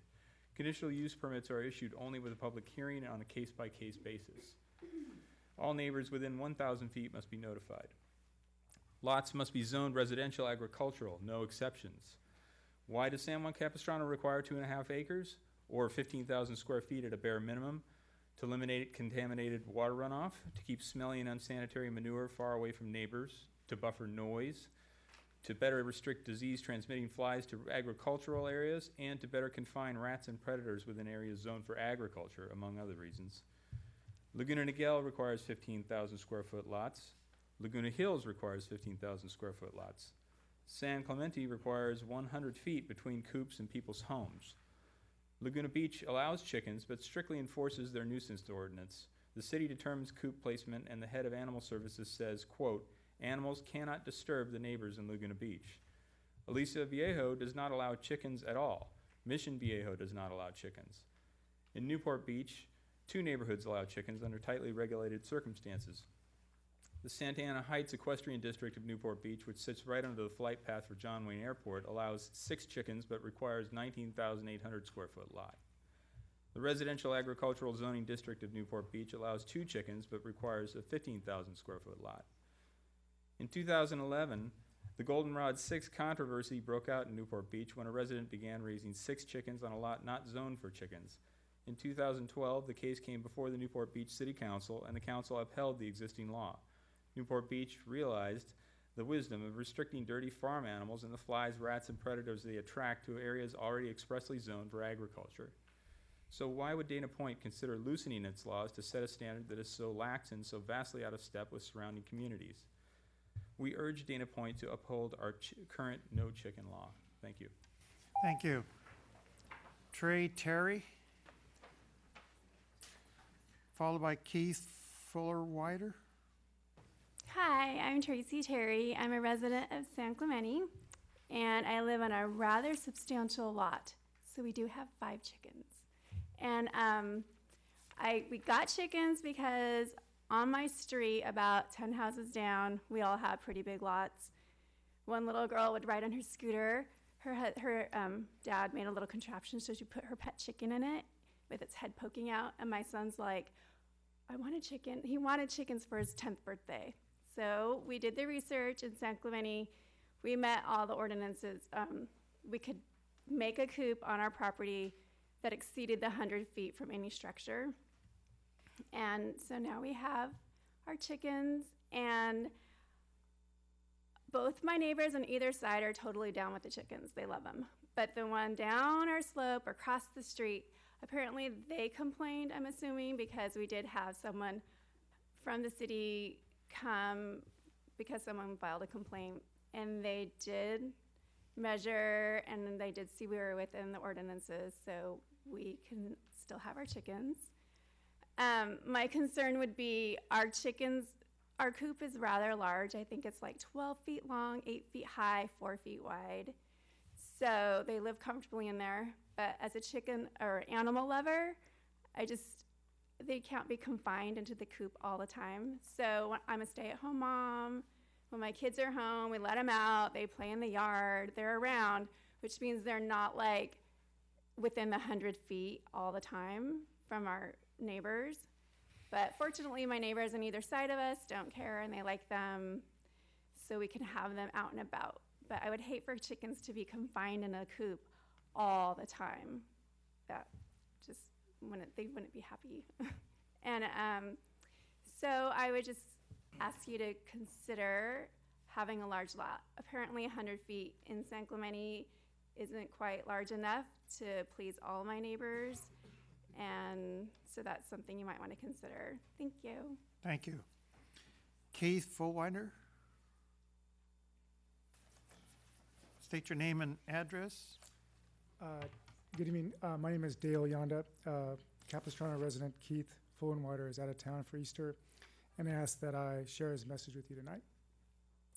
My name is Keith Fullwinder. I am a 40-year resident of Capistrano Beach.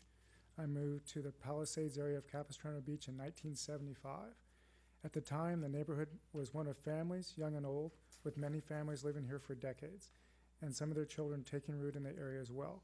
We lived here because of the quiet, laid-back atmosphere the neighborhood provided. Now, in the past few years, our neighborhood has been inundated with vacation rentals and sober living facilities. The once tranquil atmosphere of the Capistrano Beach has impacted by these businesses operating in a residential family neighborhood. To add to the ongoing degradation of our quaint area, I'm appalled to learn that some of our Capistrano Beach residents desire to add chickens to our neighborhood. I have several objections to this request. Chickens make noise, not all but some. Just like the barking dog nuisance in our neighborhood, some dogs bark, others don't. Same with chickens. I have friends in agricultural areas that can attest to this fact. Chickens defecate like all other animals, so how is the waste material going to be disposed of, and how often? Who is going to enforce this? Some of our dog-owning neighbors do a very poor job picking up after their dogs in public areas, and worse, do not clean up after the dogs in their own backyards with any degree of regularity. The same will be true with some of the chicken owners. Poor housekeeping will attract a large volume of flies and ensuing smells. Dog waste has already does the same. We are just adding to the problem. And lastly, our city code enforcement personnel are already overloaded with a multitude of code enforcement issues to our city. Let's not add to the existing problems. Please keep the chickens on the farms and not in our backyards. I did not move to Capistrano Beach to live next to a barnyard. Thank you. Thank you. Eric Faust, followed by Heidi Langfield. Please state your name and place of residence. My name's Eric Faust. I live at 24695 Priscilla Drive. I'm going to give up my time, but I am fully against chickens in our neighborhoods. Thank you very much. Heidi Langfeld, followed by Christine McLean. Good evening, Mayor Olvera and members of the City Council. My name is Heidi Langfeld. I was born and raised here in Dana Point. I'm a property owner, and I've also been in business as a real estate broker for 29 years here in Dana Point with Lantern Bay Realty. I want to state that I am in support of allowing chickens in our city. As a child growing up here, we had 12 chickens, never had any problem. Over the years, I've had clients and friends here in the city who have had chickens on their property, and I've always received an overwhelming positive response from potential buyers, tenants, neighbors, friends, clients that I've worked with. They've always been excited over a property having chickens, or even being near the chickens with the possibility of fresh eggs and just a pet. That being said, I'd like to refute a statement that's been stated about at a previous meeting and tonight that chickens would devalue our property. As in my experience and the associates that I have spoken to in my business all disagree, and we've always received positive reactions to people being allowed to have chickens, and certainly not that one that would devalue our property. Case in point, chickens are allowed in the city of Laguna Beach, where a minuscule home on a very small lot sells for in excess of $1 million. I don't think they've had a problem with their property values declining there. Additionally, they have so much community support there, they have an annual coop tour, which is growing in numbers every year. There's been a comment about the chicken smell, which in my experience of friends and neighbors and raising chickens, have never had a problem there. But I ask you, what about your neighbor who sits outside and smokes their cigarettes? There's not a darn thing you can do about that smell. Seems there's something bigger going on here other than the simple rights of a property owner to be allowed to keep chickens on their private property. Private property rights are an important part of our democracy. So in closing, I urge you to allow chickens here in Dana Point, and I thank you for your time. Thank you. Christine McLean, followed by Nancy Wigley. Please state your name and place of residence. Good evening. I'm Christine McLean, resident of Capitol Beach for 30 years. I saw the signs to save hens and I got involved. There are 5 of those signs on my street, El Molino. I volunteer at the Ecology Center. I don't know if you're aware of where that is, but it's off of Del Obispo. I take care of their flock of chickens there. I have come to understand how important chickens are to the effort of community sustainability. I have tended their flock for 5 years, and I have taught backyard chicken classes. Also, I've toured dozens of coops over the years in the city of Laguna Beach in the yearly Toured Coop that was named right there, which also promotes keeping chickens. Some of these are very small lots in the center of town. I'm not here as a friend of Nancy. I don't have a coop in my yard. I would like to support changing the code to make it more feasible to have hens because ideally, I believe that communities should be flexible and sensitive to environmental changes. The drought is an obvious issue, and we can't stay with the status quo of having beautiful lawns here in our beautiful coastal city. I'm happy to observe that the city has been progressive on that front, promoting rain barrels and fake grass. People are learning and implementing better practices such as worm bins, composting, drip irrigation, all good things. Another is backyard chicken. Yes, you must be responsible as they are living creatures like cats and dogs. Hens need basics, food, water, shelter. They're quiet, not silent, but they are quiet compared to dogs and kids bouncing balls and all other kinds of things. And not to be graphic, but their poop is watery, as someone stated, 80% water. Unlike dog or cat, so it dries out and breaks down very quickly. There is no odor. I can invite you to my coop and prove it. The claim about hens adversely affecting water quality is unfounded. You can buy bags of chicken fertilizer for your garden, and people do, and spread it around their yards legally. Even steer manure, which we all know that's not very good smelling.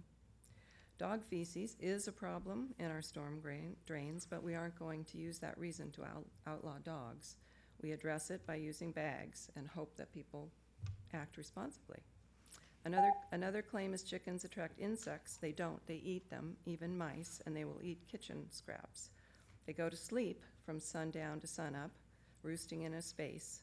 Only one predator is interested in sleeping chickens, that's coyotes, but closing them in a hen house takes care of that. Rats, skunks, raccoons have no interest in sleeping hens. Bird feeders and fruit trees are more of a problem. I found that the people who want to keep hens do so because they're community-minded, wish to keep abreast of progressive ways to address environmental concerns. I would ask that you consider changing the code to make it easier for more people to have hens and base your research on reason and research and the intelligence of your staff. Thank you very much. Thank you. Nancy Wigley, followed by Monica Anderson.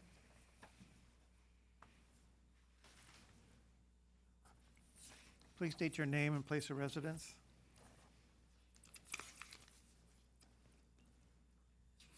I'm Nancy Wagley, Capistrano Beach. I just want to show you one thing very quickly. We have had this type sign all over Dana Point, done very quietly, and we actually I ran out of funds, so there were many, many people that chose to have signs that could not have them. But that's what it looked like. I'm here representing a lot of people that could not be here tonight. You have received letters from several of them. For instance, Sasson, the veterinarian, has written you, and she is actually working with CASA as a volunteer veterinarian and has plans into place to be of help with them at any such time. She spoke with them just last week, and that is just not something that is going to be a big concern, because the funny part about it is, and this isn't what I planned to say tonight, but the funny part about it is, there are a lot of people in Dana Point, Capistrano Beach, not the gated communities, that already have chickens. Most of those people are the only ones that will have them. On my block, and I'm talking the whole way around, with the exception of the one neighbor, there is not one person that doesn't want this passed. But I don't think there's one person that actually is going to get chickens themselves. What they are going for is private property rights. You see, when cities like San Francisco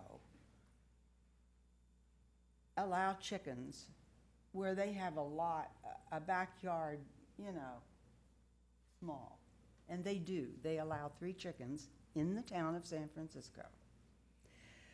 I don't understand why this has become such a hullabaloo.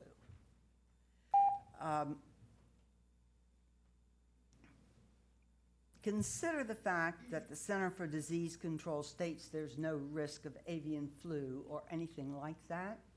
And also, please realize that salmonella is a food handling problem, not an avian problem. And that is said by the same group.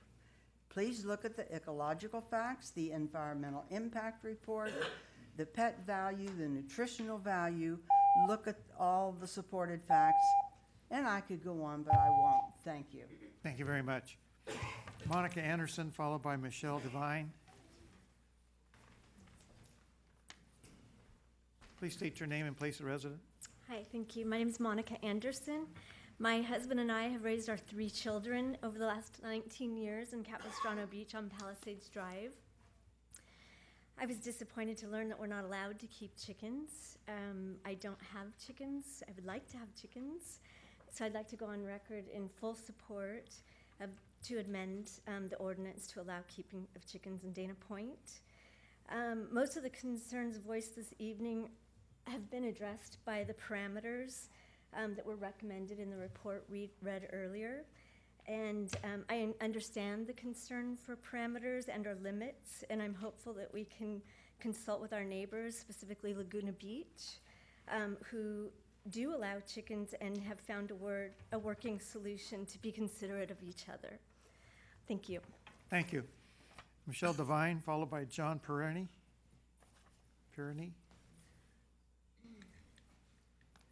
Good evening. My name is Michelle Devine, and I'm a resident and homeowner here in Dana Point. And I appreciate the opportunity to speak this evening because I am in support of poultry. I don't have chickens. I don't intend to get chickens, but I'd like to preserve my rights as a homeowner here in Dana Point.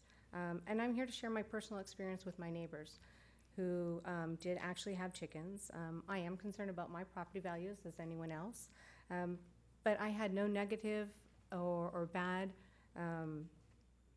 impact with them having chickens. In fact, no one else in our neighborhood has the pride of ownership that they have in their home. The care and commitment that they take in taking care of their property is outstanding. In fact, it probably raises my property value. My master bedroom and my living room windows face the area that their coop was in. It was never noisy. It never smelled.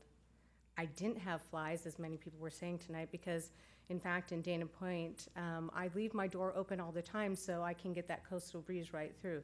There were no flies. I had no odor, and it was very clean. There's a lot of emotions here this evening, and I understand that, but as many studies have shown, there's no environmental impact.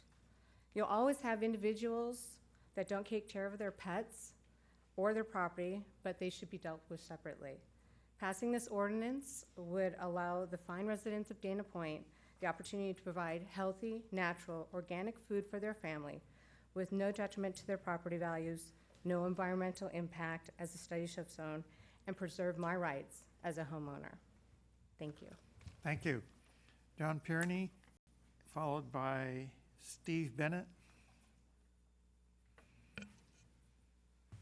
John Perini, Dana Point resident since 1976.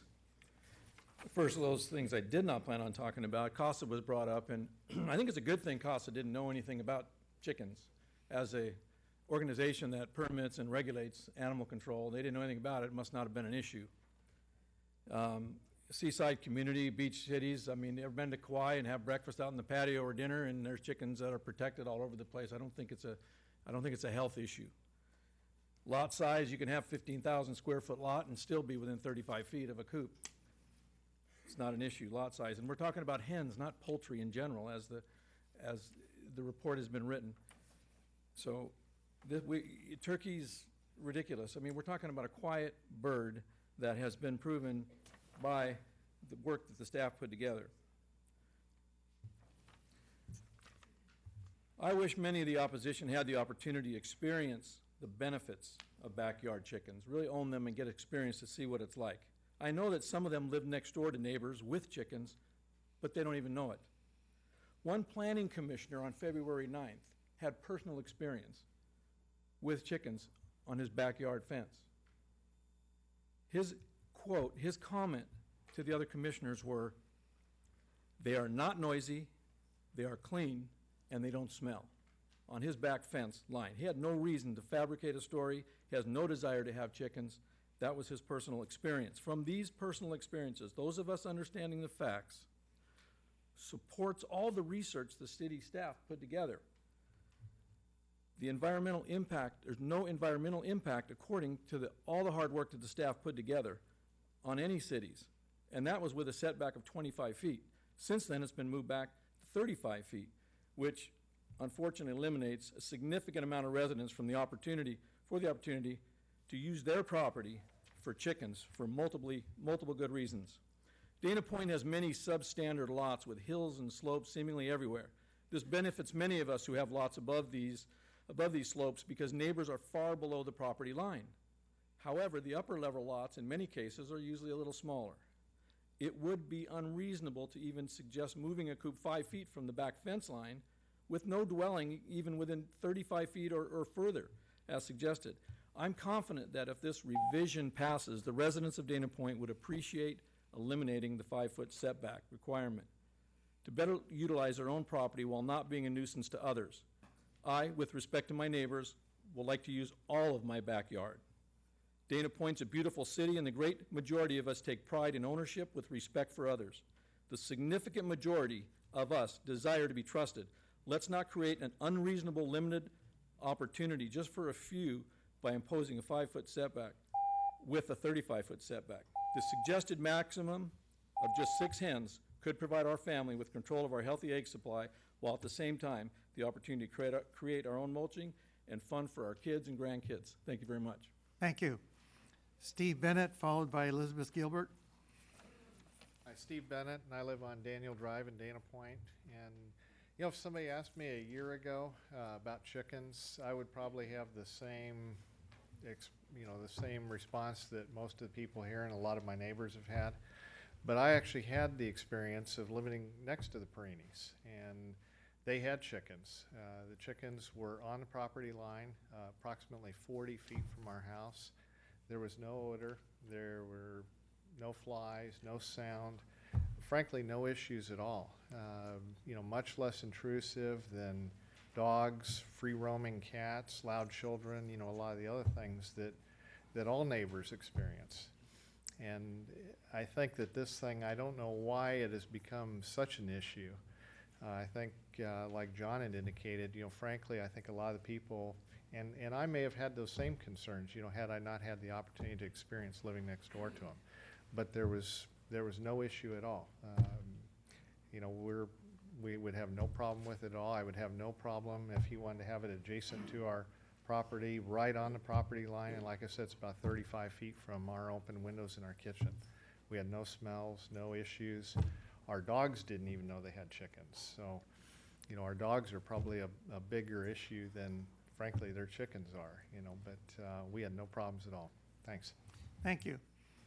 Elizabeth Gilbert, followed by Nancy Rohr. State your name and place of residence. Hi, my name is Elizabeth Gilbert. I live on 34431 Camino El Molino. In the interest of time, I'll stipulate that I am against chickens for all the reasons that were stated earlier.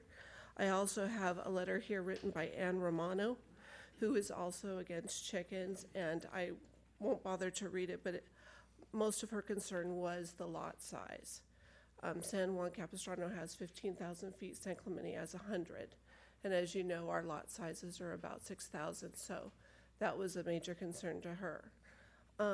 I would like to say a few words about some of my friends here that are for the chickens. I bought my house, I'm on a corner, so I can tell you that people aren't responsible with their pets all the time. As far as the chickens go, I live next door to people who had chickens when I was growing up, and they do smell. And there are a lot of associated problems with chickens, coyotes, rats, etc. There is no coop that you can erect to keep a coyote out of your yard. They're attracted to the smell. So while the coop may protect the chicken, that coyote is still in your yard, and so are the rats.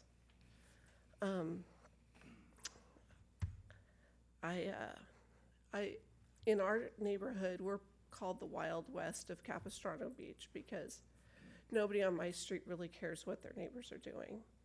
We're kind of a live and let live section, but and originally I was not against chickens, but as I got further and further into the research of it, I did change my mind. So I hope that if there are any people on the council tonight that are for chickens, I hope that you change your mind. Thank you. Thank you. Nancy Rohr, followed by Joel McLean.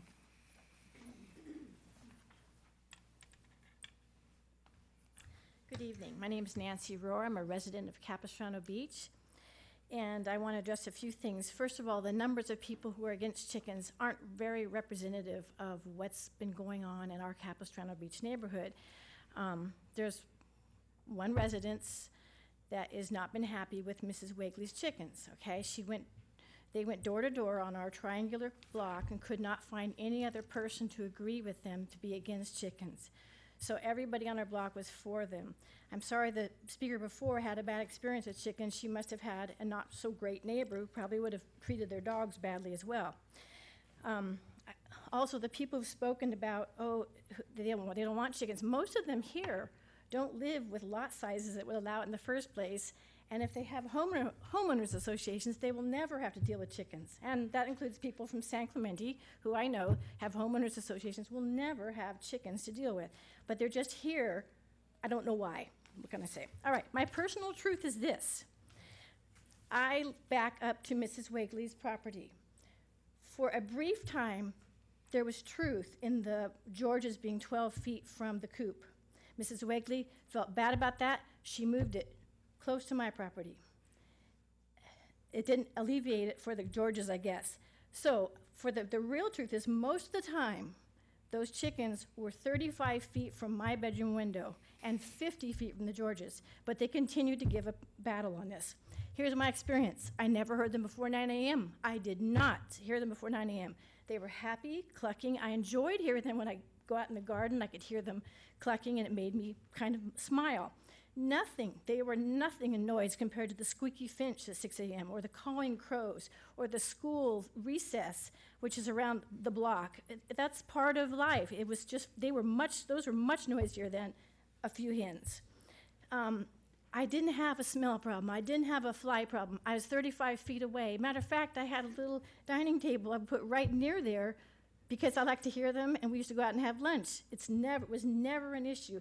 I hope you'll take my testimony of real, actual facts of what happened, not the suppositions of, those here who say, this could happen, this might happen. It did not. I hope you will listen to that and to those of us who've had experience. As you were saying the pledge tonight, I kind of caught my breath because I'd never quite felt this way before. But at the end, liberty and justice for all, I thought, wow, that's what we all pledge on a national level. But here we are, the grassroots in our city council. And I hope that, I think, wow, that really does matter, even right here, right tonight, for our little community. I hope the liberty will make you think about addressing the freedom of individuals who are following all the rules and regulations to have pets that are not a nuisance. They can feed the family and they fertilize the garden. And justice, I hope the council can take the facts that your city employees have found for you and others and make a just decision for the greater good of Dana Point. Thank you very much. Thank you. Joel McLean, followed by Robert Wagner. Please state your name and place of residence. Robert Wagner, for crying out loud. My name is Joel McLean. I've been a resident of Dana Point, Capistrano Beach since spring of 1983. I'd like to start by saying I'm grateful for the opportunity to talk to you guys. I consider myself progressive in that I'm not a climate change denier, and I recognize that probably irreparable damage has been done to us and our environment due to the use of petrochemical herbicides and pesticides, and more importantly and currently that California is suffering from a potentially devastating drought, which quite logically has led many people, including myself, to the concept of sustainable living. I read the paper every day, and once a week I'll read the Dana Point Times and the free ones that come out. And a little over a year ago, it seems like, I was surprised to learn that a local resident, Nancy, was in violation of city ordinance by having a few hens in her backyard. I, being a resident of this city for all those years and working in the city, was not aware that there was an ordinance against having hens in your backyard. And I'm pretty intimately familiar with what the people of Dana Point and San Clemente do as a result of my work. And I know, as has been pointed out, that there are a lot of chickens living in Dana Point. Never occurred to me that it was against the law. Could never see the reason why it would be. I was exposed to the keeping of chickens as a result of my wife's volunteer work at the Ecology Center in San Juan Capistrano. I became a volunteer involuntarily, looking after her charges. Being kind of a handyman, my job became improving their living conditions. And since I'm not a very fast worker, I spent a lot of late afternoons, many more than I intended, working in the chicken coop. And my observations, being as subjective as they are, is that hens, and there's a huge distinction between a hen and a rooster. And so when you talk about poultry, you talk about chickens, two very distinctly different beings. Hens basically just sort of wander around and chortle quietly. And, oops, I'm almost done. Anyway, your city staff did an excellent job. I was at the planning meeting back in February. A couple of planning commission members obviously had a grasp of what their job was on the planning commission. A few seemed to think that they were city council members. Your city staff did an excellent job, excellent research.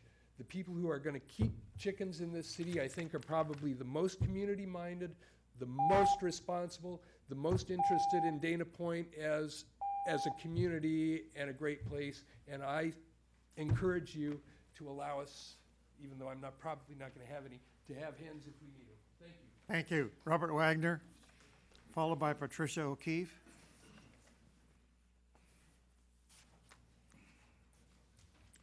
Mr. Mayor, fellow city council members, my name is Robert Wagner, and I'm a 17-year resident of Dana Point. And I've got a little different focus for you. You know, as people pointed out, the chicken issue. I went to the website of the city of Dana Point. Slogan is harboring the good life. Some parts of the city of Dana Point put some real effort into writing and believing in a mission statement of the city of Dana Point. I like to read those 3 points to you. Number 1, develop and ensure the highest possible quality of life for our residents, business, and visitors. Number 2, provide a safe and healthy environment within sound economic atmosphere. And number 3, provide an efficient and effective government which is open and responsive to the needs of the community and works for the benefit of all. Bullet point number 1, pretty simple. Highest possible quality of life. Those words weren't chosen casually. Highest possible quality of life. Chickens are not included. Bullet number 2, provide a safe and healthy environment. Words chosen well. Here too, the addition of chickens will reduce the safety and healthy of our environment. Bullet 3, provide effective government. Yes, you men are effective government. The addition of chickens would not be in keeping with providing effective government. It's simple. We have done great work. You men are responsible for great work. The two-way traffic flow in downtown Dana Point, chosen excellently. I have history in city planning, and I know these areas. Look at the Ritz-Carlton, the St. Regis, the guests of the Monarch Cliffs. They're going to enjoy coming to a high-end resort area? No. The right answer here is no chickens. There are plenty of communities where chickens and farm animals are welcome. They're rural communities. Your mission statement, gentlemen, is well written, and it should be your direction. Thank you very much. Thank you. Patricia O'Keefe, followed by Tom Boylan.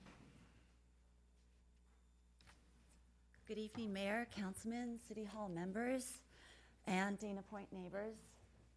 My name is Patricia O'Keefe, Estate Manager for a private practice and native to Capo Beach.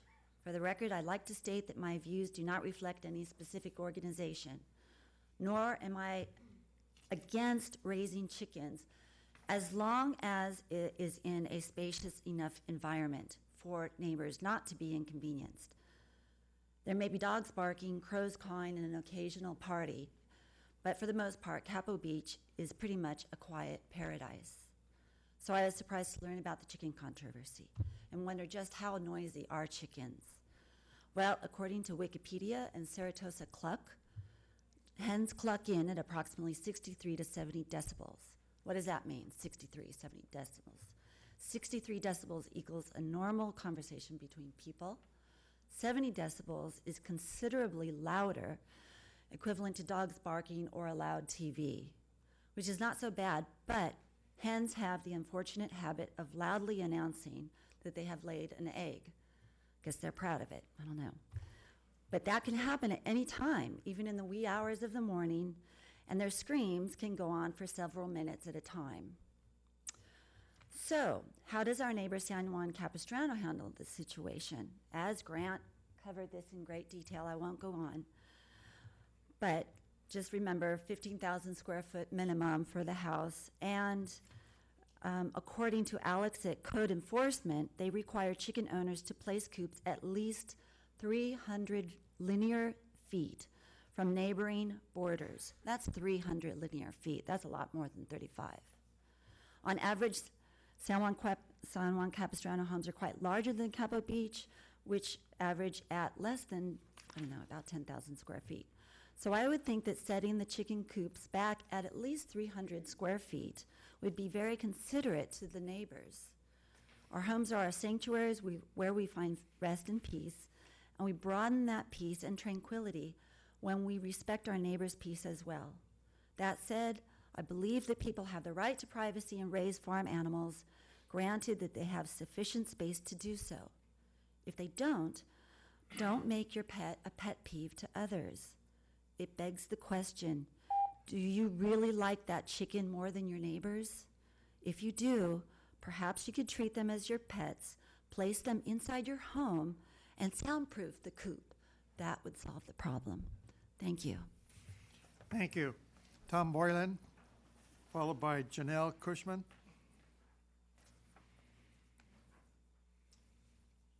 Thank you. I wasn't necessarily prepared to speak tonight. I was more coming as an observer, but I'm a neighbor. And I live four doors down from where the chickens are. I bought my house in 1988. Don't have air conditioning. We have our windows open 90% of the time. I was not aware chickens were even ever in my neighborhood. I never heard them until all this uproar of why are the chickens there? They're not noisy. They're good neighbors. And I really don't understand 100% the uproar here. Nancy said it better than I can and more eloquently than I can. Part of the charm of Capistrano Beach, when I moved there in 1988, if you had chickens, the analogy that every house is going to have chickens and you can have 6 is not effective. Every house you're allowed, I think, 3 dogs in Dana Point, Capistrano Beach. Not every house has 3 dogs. Most houses don't. I support Nancy's right, and I support the chickens. Thank you. Thank you. Janelle Cushman. Good evening, Councilman. I'm Janelle Cushman. I'm a resident of Capistrano Beach since 1982. At one of the meetings, it was introduced that chickens would have a negative effect on our groundwater, and I would like to talk about that. Well, according to the Saddleback College Environmental Studies report, it was stated that there are no negative effects in our area of Dana Point caused by chickens regarding our groundwater. Now, I want you to know that the Saddleback College Environmental Studies are a very credible entity, and the findings of their studies and research are highly regarded as they influence our environmental city planning and our environmental law. But they have determined that there are no negative effects on our groundwater attributed to chickens. Actually, they have determined that if you have a lawn that you fertilize and use insecticides and weed killer on, then there is a measurable problem found in our groundwater from the runoff of nitrogen and other chemical pollutants originated from these lawns. These lawn pollutants do end up in our groundwater through the large amounts of watering and the downpour from rainstorms. So the effect of having chickens can't even be compared to the negative effects caused by the care for a lawn. Therefore, it is a myth that backyard chickens could have a negative effect on our groundwater. That fact has already been determined scientifically through a credible authority. Thank you. Thank you. And last call again for Greg Young.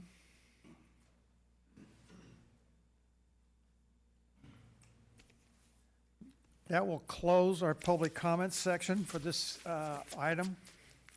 So I will close the public hearing, and I will bring it back to the City Council for discussion. Mr. Mayor, I'd like to make a statement before we proceed. Sure. Mayor Pro Tem. Mr. Mayor, members of the council, and citizens of Dana Point, I would like to respond to some correspondence regarding recusing myself from participating in this matter. I have spoken with the city attorney on this issue and understand I can vote on this matter as it is a legislative matter. There is a memo that has been prepared discussing this, and I request that the record reflect my ability to vote to participate in this matter. Having discussed the legal issue, I've given thought as to people focusing on me instead of the issue at hand. I thought about not participating on this issue, but thought some of the voters who elected me to this office. I thought about some of the voters who elected me to this office. If I didn't vote on controversial issues or take a stand, or when somebody was taking a plug at me, then why would people support me to be in this office? It was getting involved in a matter important to our community that got me to this dais when I had never before been in this council chamber. I thank the community for participating in a spirited and respectful debate on this item, and I am honored to represent this community and the council. Thank you, Mr. Mayor. Thank you. Councilman Schoeffel. Yeah, before we start our discussion, can I ask a few questions to staff? Yes. Okay, thank you very much. Ms. Worthington referenced an ordinance and 9013. I didn't see that in the staff report. Is it in there?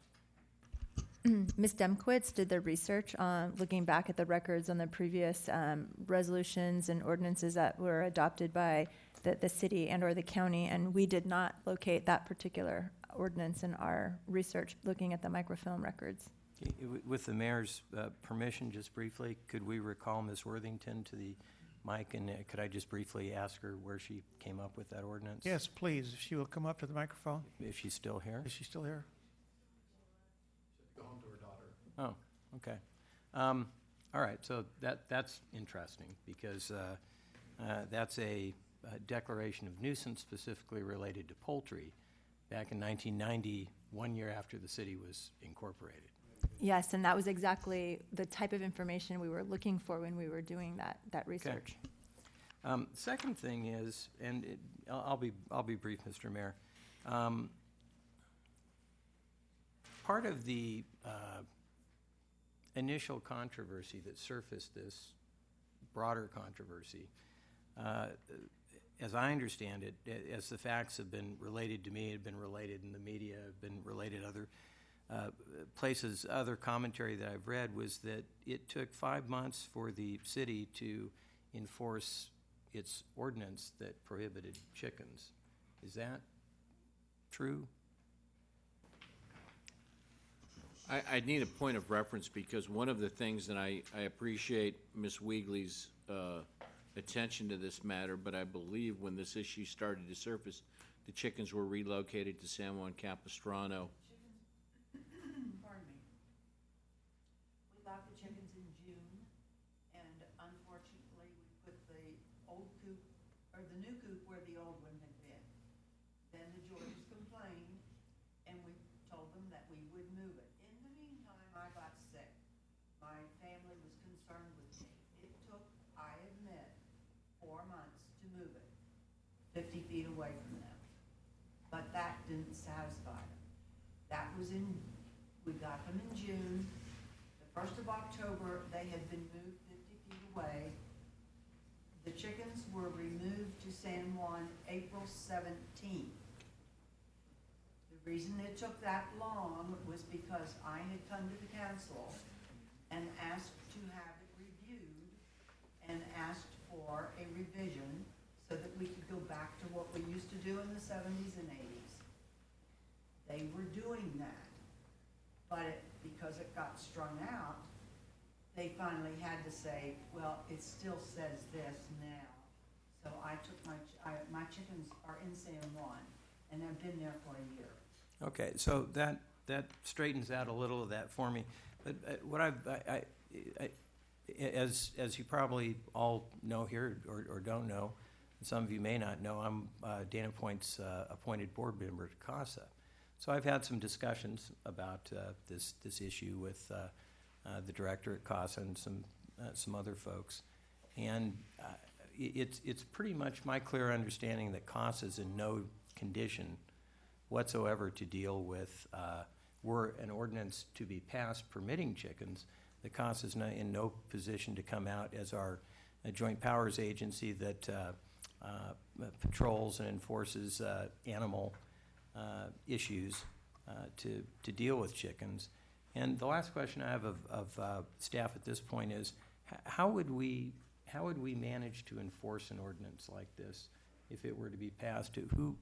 Who within our city staff and within our resources would be tasked with going out and enforcing an ordinance like this if someone were to violate conditions of a permit or a matter of right ordinance or something like that? I would anticipate that we would start a program much like the vacation rental program where there would be a permit involved and what have you, and there would be an initial startup, but then I think once we got past the initial work, it would be maintenance. Ursula, do you want to provide some additional insights? Only that we had some preliminary conversations with CASA as well, and they currently enforce Title 10 for the city, which is related to animals and regulating animals in town. We had indicated that the planning department would review an initial site plan to ensure that the location of the coop is consistent with the setbacks, et cetera, in the ordinance. But that CASA would likely have to determine a fee structure to be able to support the ability to have staff that would be able to help with the enforcement.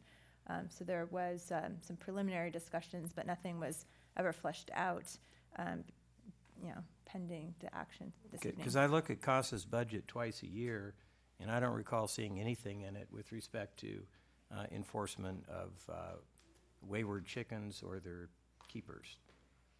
Correct, and so CASA something has, would have to change in that yes, direction if we were to avoid the externalities that are being discussed at this point. Correct. Other than that, it's sort of on our code enforcement folks who really aren't trained to deal with animal control that well. That's correct, sir. And what I meant, what I was implying was the fact that we're the first point of contact typically, and we are a complaint driven. We're not Big Brother who goes around looking over fences.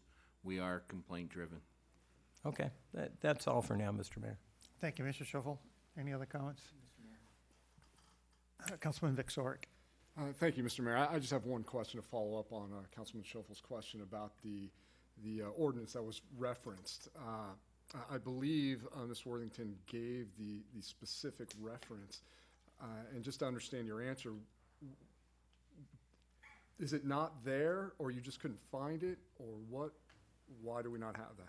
Erica, since you conducted the research, maybe you can describe the process and what our records look like and the process of researching those. Yeah, we looked at all of our microfiche files and spoke also with our city clerk department to look and find out anything that referenced animals, specifically poultry. We got information about a lot of the zone cleanup items that took place after the city incorporated in 1994. There's a series of animal issues that came up. The potbelly pig issue was one that was quite a big issue where additional animal regulations were put in place, but I did not locate the one that was referenced tonight as part of that. I knew that there was interest in that topic, and so when I'd asked Erica to do that research, it was specifically to see if there was anything in the record, in any staff reports, in the minutes, relative to any discussion or deliberation regarding the prohibition of poultry at any point in time, so that that information could be provided to the council. So Erica was unable to find it in her research, and she was very clear on the reason. So that ordinance, had we found it, would have been quite interesting. My comments on this is I've been very interested in the debate. When this issue first was brought to my attention, I encouraged a review be done to see what it would take to allow chickens, even though we already prohibit it, and to see what the opposition was in the city for such an ordinance. And to my surprise, it became a very large issue, which I commend everybody, both pro and con, for participating in this ordinance. I also like to commend the staff for trying to take an ordinance or create an ordinance that would fit Dana Point.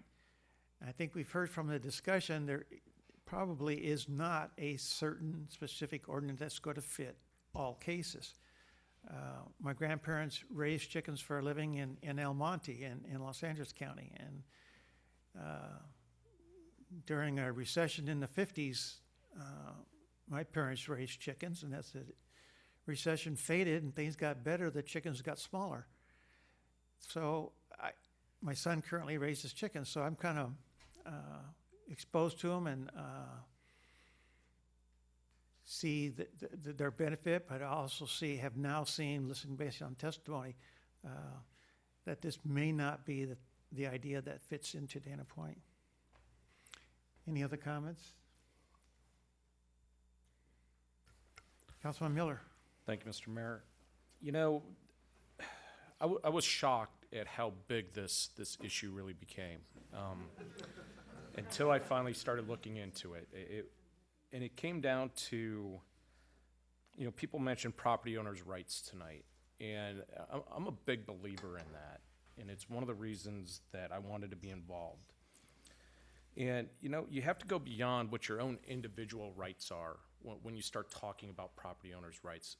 You have to think about all your neighbors. You have to think about everybody in a community. And it just seems that our small lot sizes make it tough to not be a nuisance to a neighbor that doesn't want chickens. And so who's to say that you're right and they're wrong, and that it's not going to affect property values? I don't know that. I mean, it's not something that's ever been studied. I talk to people a lot about this, and you know, everybody I asked about it, well, how do you feel about raising chickens in your backyard for eggs? To the person, they said, I think this is a great idea. I said, how do you feel if it's in your neighbor's backyard? And to the person said, I don't think so. So, you know, this is a really tough issue. I mean, we talked about enforcement issues, ordinance changes. I just feel like this is a topic that if it's going to keep going on and on and on no matter what we do. So, you know, I'm glad that the rest of our council members kind of weighed in on this. This is a tough one. And, yeah, I'm waiting to hear I don't know if Mr. Tomlinson's going to speak now or not, but I can't wait to hear what he has to say about this because I'm still kind of up in the air. Thanks. Councilman, Mayor Pro Tem. Yes, Joe, I'm also a property rights guy, and, you know, I drive around the neighborhood, and I see that people have different color houses. They have red doors, they have orange trim on their house, blue houses. And you go by and look at the landscaping, and it ranges from cactus gardens to tropical gardens to synthetic astroturf. And I like living in a place where you can kind of make your own choices, and maybe you find the color orange offensive, and maybe somebody, they love it. So I lean towards letting people do more in an area where they've moved to, which kind of allows people to have freedom of choice and freedom of expression. I know of a friend of mine who's a wounded combat Marine, Navy corpsman, and in his neighborhood, his HOA, they don't allow him to it's against the law to put up a flagpole to fly his Marine and Navy flags and United States flags. So I rest and I think a lot about what's going on here. And we're talking about allowing people to do something that is not currently allowed, but a lot of people have been already doing it, or some of them want to do it. Maybe you don't want to do it. But I think if we give people the opportunity to express themselves and do something they're interested in without affecting the neighbors, without making a negative impact on them.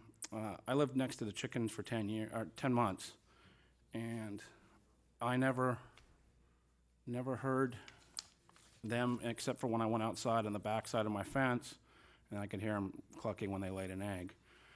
In fact, the crows in my neighborhood were much more of a nuisance than the chickens, as they're eating my fruit and making loud noises almost all day long.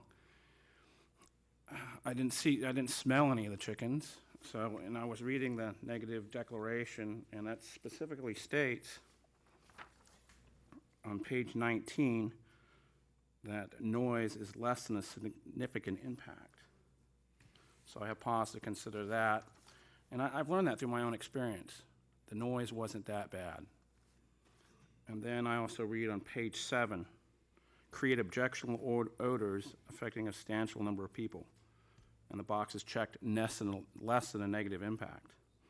I never did smell the chickens, and they never a bother to me. So I think allowing people to do something that they want to do goes along with property rights. And it's quite possible that before the city became in existence in 1989, that people were allowed to have chickens.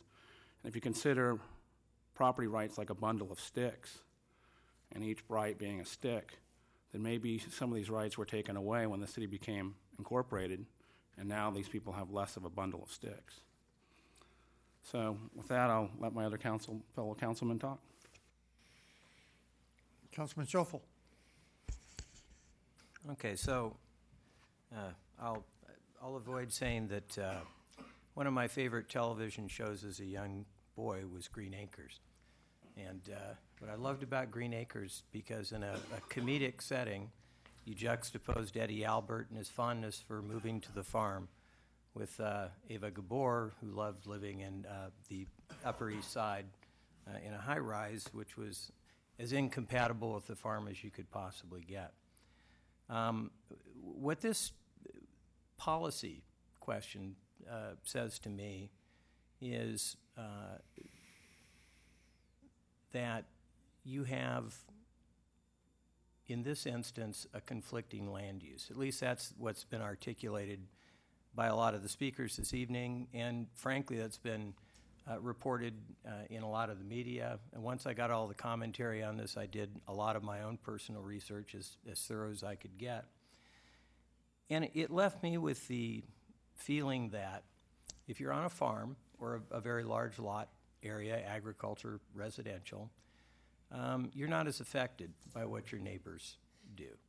If there are acres between you and your neighbor because you live down in, say, old parts of Vista or Paris, California or something like that, or maybe even parts of San Juan Capistrano, you're not as affected because there's a lot of space between you. And the price of that property is reflected by that.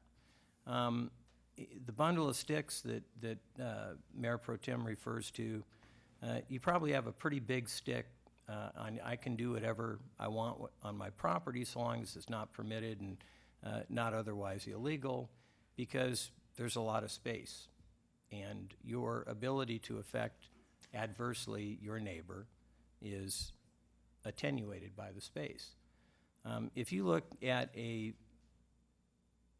aerial map of Dana Point today and you compare it to what Dana Point was when I used to drive down with my father from Pasadena to North San Diego County, where we farmed our avocados on our family farm, you're going to find very small lots that have been subdivided over the last 35, 40, almost 50 years that have created pretty much an exclusively residential environment, which we, as some commentators said, have been constantly trying to upgrade to keep pace with the resorts that have come in here, with our new residents over the past 10, 20 years. I've lived here for 34 years. And as those lots got smaller, that bundle of sticks got cut a little more fine. And so the bundle of the one stick that says I can repair my broken down Jeep on my front yard on a very small lot became less important, because you're right next to your neighbor. Your neighbor can see it, they can smell it, they can hear it. And that's a nuisance for the most part. The other part of the bundle of sticks that represents the property rights is the right to rely on zoning. And that's what I've heard a lot of from folks here tonight is, I moved to Dana Point. I didn't move to a agricultural area. The zoning reflected that. The city, not long after incorporation, took affirmative action to change that. I don't know if the ordinance that Ms. Worthington referenced is an actual unrepealed law at this point, but it seems pretty plain that the city council back then considered that situation and actually went so far as declare that type of activity a public nuisance. And I guess that ordinance was so important that it got lost, and now nobody can find it. Mayor Schoeffel? Yes. We found the ordinance. Okay. Moments ago. All right. So is it still law and still in existence?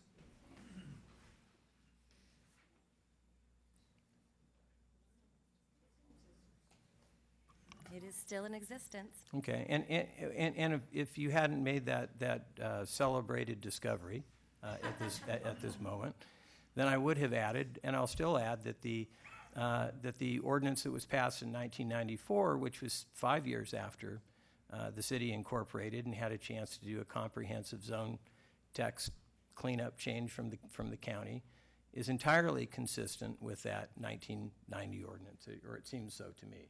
Anyway, so we have a pretty significant, long historical legacy of the legislative approach to that type of activity in the city being one that is not permitted. And my guess is it's not permitted for many of the reasons that were cited in the discussion this evening, for many of the reasons cited in the media, but really because we live so close together that the public health safety concerns, the fact that you can so drastically, if things aren't taken care of, affect your neighbors in a potentially adverse way, was seen as a matter of overall land use policy in the city of Dana Point to lean heavily toward the prohibitory side as opposed to the permissive side.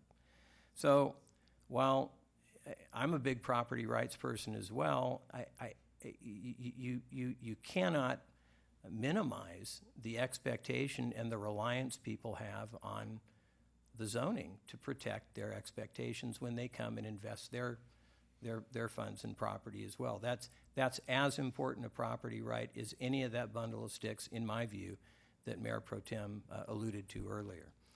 So I guess we could go down the road, Mr. Mayor and colleagues on the City Council, and consider drafting a matter of right ordinance to supersede 9013 and 9410.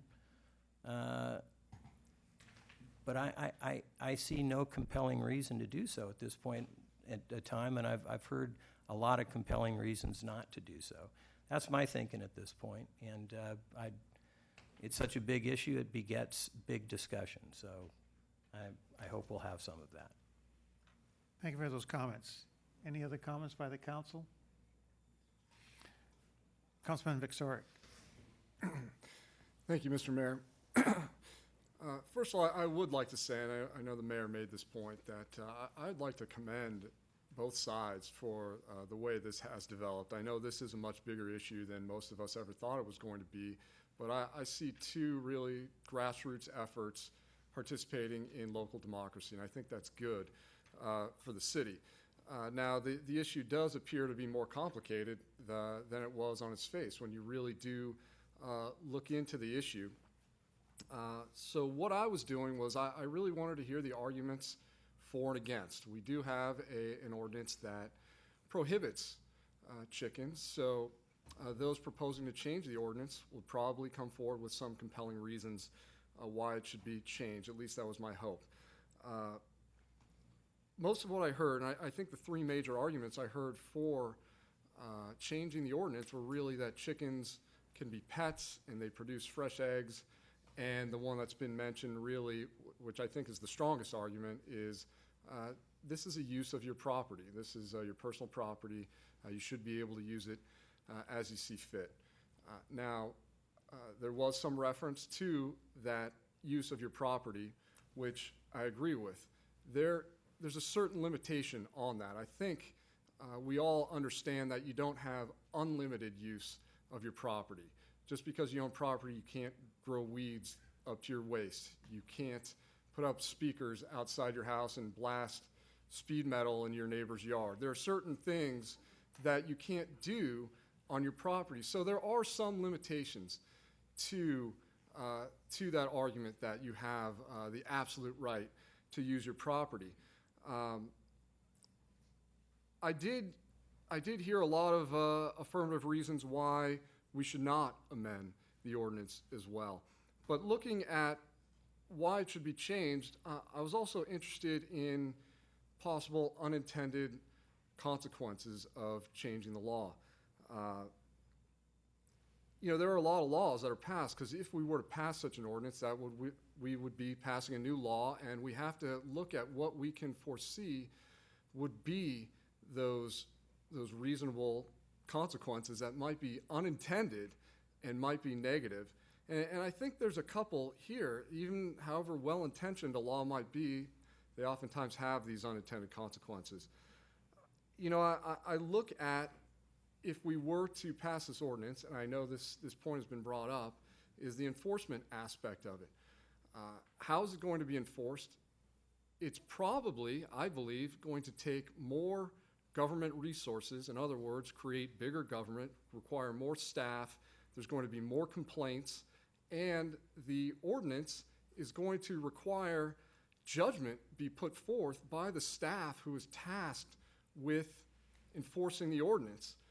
For example, I'm looking at some of the proposed language that talks about a permit will be revoked if there is an inordinate number of rats, mice, flies, or other vermin. I mean, I'm not sure. That leaves a lot of discretion, I suppose, in the code enforcement officer's mind. Personally speaking, if I see one rat, that's an inordinate amount. But that's one problem I see with changing the law and having to enforce it. Further, there's going to be more complaints, because in theory, there's going to be more chicken owners. I know that it was stated that there are going to be no additional chicken owners. I don't believe that's the case. At least I don't want to believe it's the case, because right now chickens are prohibited. I'd like to believe the vast majority of our citizens are law-abiding and not owning chickens if they can't do so. So if this were to pass, then I would think that there would be an increase in the number of chickens owned by the residents. And I think that would naturally lead to an increase in the number of complaints. And certainly, we don't want to create something new if there is a neighbor dispute for a neighbor to use as a weapon against their neighbors, requiring more government resources to be spent to come out and try to enforce this. So I think that in addition to the discretion and the increase on the city resources, you're going to have uneven enforcement of it as well. I want to agree. I think the point was brought up that this probably won't put an end to the issue. As a matter of fact, if we were to pass this ordinance, what it would look like we're doing, it might look like a win for those who support changing the ordinance.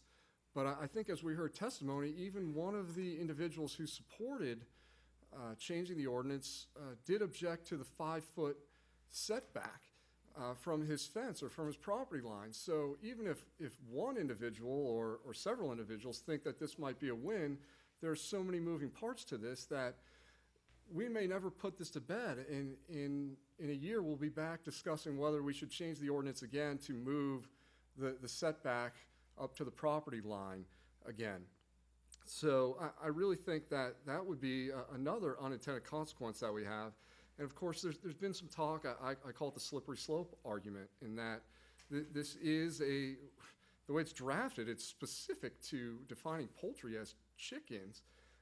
How do we look someone in the eye that wants to come in and raise some other type of animal? I know some commentary was made, whether it be goats, pigs, what if someone wanted to have a beehive on their property? Things like that. We're going to be, how do we look them in the eye and say no to them if we say yes to this? And I think really one of the biggest things that it comes down to is what type of community is Dana Point? And this has been discussed, so I'll simply echo that. But are we a rural farming community or are we a beach community? And I think clearly we are a beach community. So what I think is important, at least as an elected representative, it's not really important the personal feelings of the individuals and how they feel about their own private property and what they're doing, but we were elected to represent all of Dana Point. We don't represent separate areas of Dana Point. Each one of us represents the city as a whole, and we have to take into account what we feel is in the best interests of Dana Point. And I think for all the reasons that were stated, including the fact that we are a beach community, there are possible an increase in predators, coyotes, the odor, the infectious disease. In order to protect that public health and avoid nuisances, I don't think that passing this ordinance is in the best interest of the entire community. Thank you, Mr. Mayor. Thank you. I just want to tag on some things that Councilman Vexoric said, because I'm sure, like every one of you in the audience, both pro and con, everybody has gone to the internet to learn a little bit more about chickens. I did the same thing, and there's no such thing as one size fits all. They talked about small hens, medium hens, large hens, and then the number of feet allowed for each one of those. Well, 2 square foot per hen or 6 square feet per hen. And it was just, there was no one set rule. And Councilman Vexoric kind of touched on it. If we pass this, then we're going to be debating exactly how to make our ordinance fit the difference between a 6,000 square foot lot or a 10,000 square foot lot.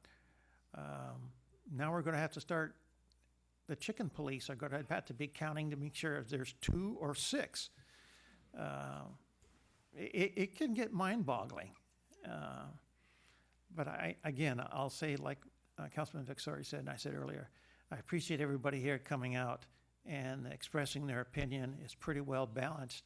And whether you prevail or not, I appreciate it. I hope you keep doing this. We need this kind of input. Pro Tem? Yes, I too want to thank everybody for coming out and being respectful tonight. And that's a big thing to us sitting up here, is you being respectful and being good. So I appreciate all that good information tonight. And, I know there's some a lot of people against and a lot of people for. Is there a possibility that we can look at making a temporary ordinance or something that is for a time certain and sunsets, and then we have to re-examine the issue later on for those people that support chickens? Is there something that, we can put in for a year or two and then come revisit and say, well, this did work, this isn't working, and then make a final decision on it? Is that a possibility? What we have before us is the choices of adopting a resolution or making a motion not to approve based on the staff recommendation. But you can make a motion to see if you have a consensus to proceed in your direction. Mr. Mayor?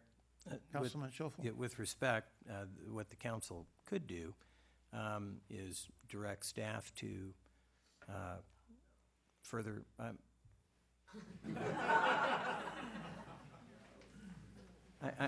I'm just saying there are some options if the council chose it. They could direct staff to look into A, B, C, D, or E, lot size, permit requirements, the possibility of having a temporary situation, something like that.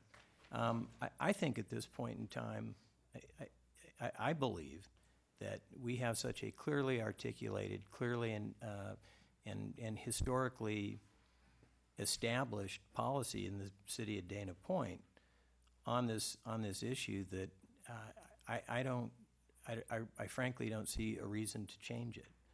And as a matter of policy, what I would suggest at this time is respectfully decline to change it. In fact, I'll go so far as to make that motion at this point in time, not to cut off discussion, but to put the motion on the table that the adoption of the zone text amendment be denied. So it's motion been made that we make a motion to not approve the zoning ordinance. Is there a second?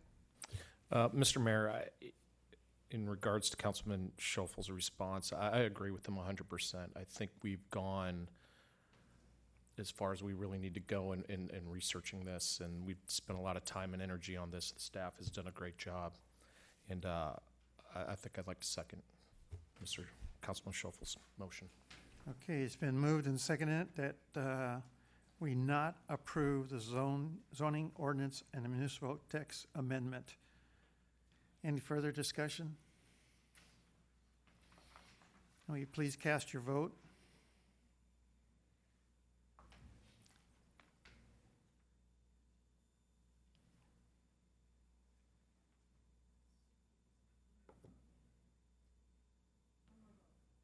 My screen is blank. Touch it first.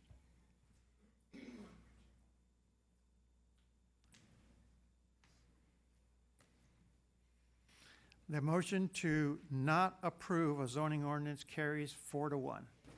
Thank you. Thank you very much. Thank you for your attendance. We're going to keep on going as we move into the night. We're on item number, if you're going to leave now, please leave quietly. We'll continue with item 26. Mr. Shakevitz. Yes, item number 26 is the second in a three-part series of resolutions that will be brought before the City Council.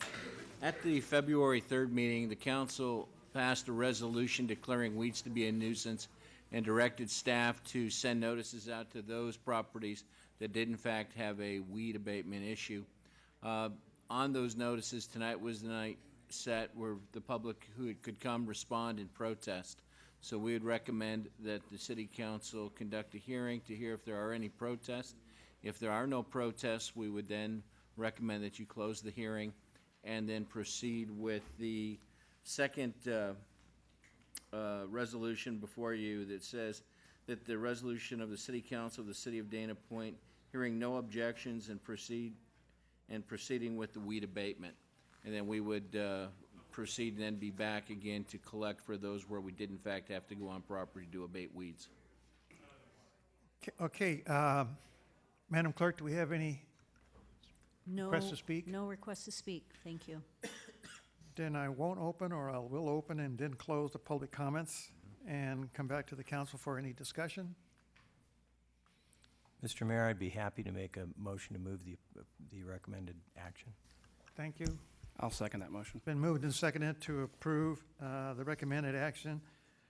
All those, please cast your vote.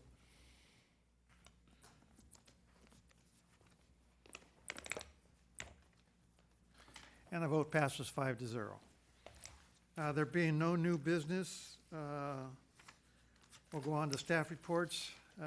Mr. City Manager? Yeah, I have one. I just want to make the council aware and the public aware. I've been talking with the chief, and while I'd like to take credit for finding a stolen vehicle, it was interesting on Easter Sunday. My wife and I were walking out of a retail establishment in a neighboring city, and my vehicle was surrounded by police cars from a variety of South County cities, Dana Point being one of them, and I was greeted with our own Patrol Supervisor Sergeant Jeff Schnell, and when I walked out, I said, what is it, you got a warrant for me, guys? And he said, no, City Manager Doug, you parked next to a stolen vehicle from your town. But what's important about that is the fact that this was a relatively brand new, it was a brand new Mercedes electric vehicle.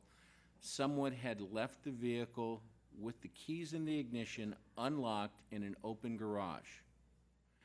And so one of the points of discussion that Russ and I talked about is the need to jumpstart our Hide It, Lock It, or Lose It program. We had a spate of Autobergs on Via Catalina recently, and it was a result of people not locking their vehicles. We have to ask people to please be mindful of their personal property and hide it, lock it, or lose it. So we're going to be jump-starting that program, working with the Chamber, and getting the word out. But I just would like to remind the public to be ever vigilant and be sure and lock your personal property and keep it out of sight. So that's all I have this evening, Mr. Mayor. Okay, thank you, Ms. Farrell. Any words of wisdom? I don't have anything. Then I'll come back to the council. Council comments. Councilman Miller? I just want to say thanks to everyone that was involved in this meeting tonight. You guys did a lot of really good work, and I know a lot of time and effort went into it. I also want to, our audience is gone now, but thank them for the passions that they had on both sides of this issue.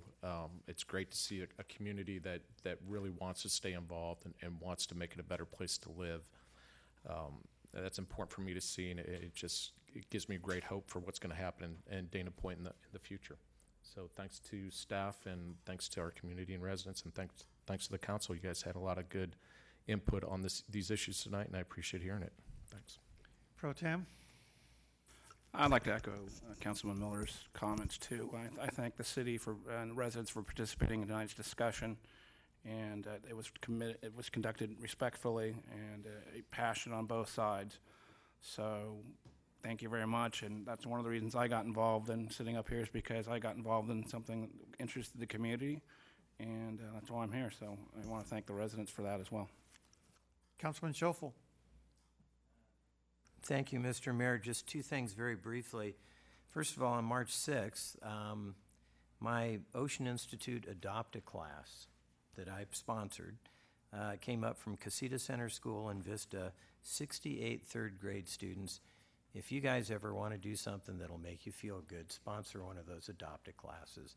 And I know Mayor Olvera knows what I'm talking about because he sits on the board this year for the Ocean Institute and knows how important that program is. When those kids get off the 3 buses with their 5 teachers and rush over to the Seaside Learning Center, and for the first time, most of them get a chance to touch salt water, it's a pretty amazing experience. I'm very, very proud to live in a city that offers that opportunity to its young people, not only in town, but all over the place. Second thing, April 18th, 7:30 p.m., St. Edward the Confessor Church, the kickoff of our 4th season of the Dana Point Symphony Orchestra.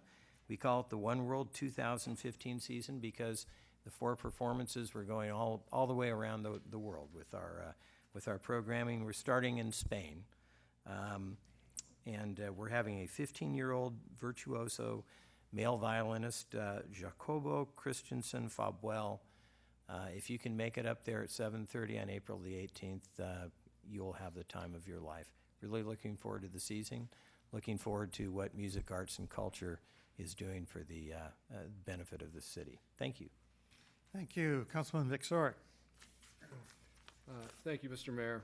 I hope I don't cause a groan here. I do have one question to ask about the motion that was passed. I know when the motion was made verbally, it was simply to not approve the zoning ordinance. I was wondering if that included the direction of staff to clean up the zoning law or not. I know it wasn't verbally stated. That was the maker's intent, Councilman Vichorek, for the record. Yes. Because then we didn't have any discussion on that, and really my question would be simply what is the purpose of that as opposed to retaining the status quo? And I'm not directing the question to Councilman Schofield. The choices we were given were to adopt the resolution or to make a motion not to approve the zoning ordinance text amendment, which is what we chose. Also, what the discussion was to do a third choice. And Right, so the one we chose was not to change it. Okay, so, well, maybe staff can answer the question. What is the benefit of cleaning up the section in this manner? Certainly. Currently, we have similar language in two different sections of our code. So Title IX is our zoning code, and that's where we talk about land use issues. And then Title 10 is our code relative to animal control and regulations. And right now, there's some language that conflicts. Title 10 has been more updated. They had their own definition of poultry, and we have a different definition in Title 9. So there's just some conflicts, and it's confusing when you read the two sections. So the idea, and when we surveyed other cities, nobody really had animal control regulations within their zoning code. It was all within a separate area relative to animal regulations. So the proposal was, even if the decision was not to move forward with allowing chickens in residential districts, to move all of the animal control regulations that are currently in Title IX into Title 10, make sure there are not any conflicts, and use the more updated language, which is in Title 10 relative to some of the definitions.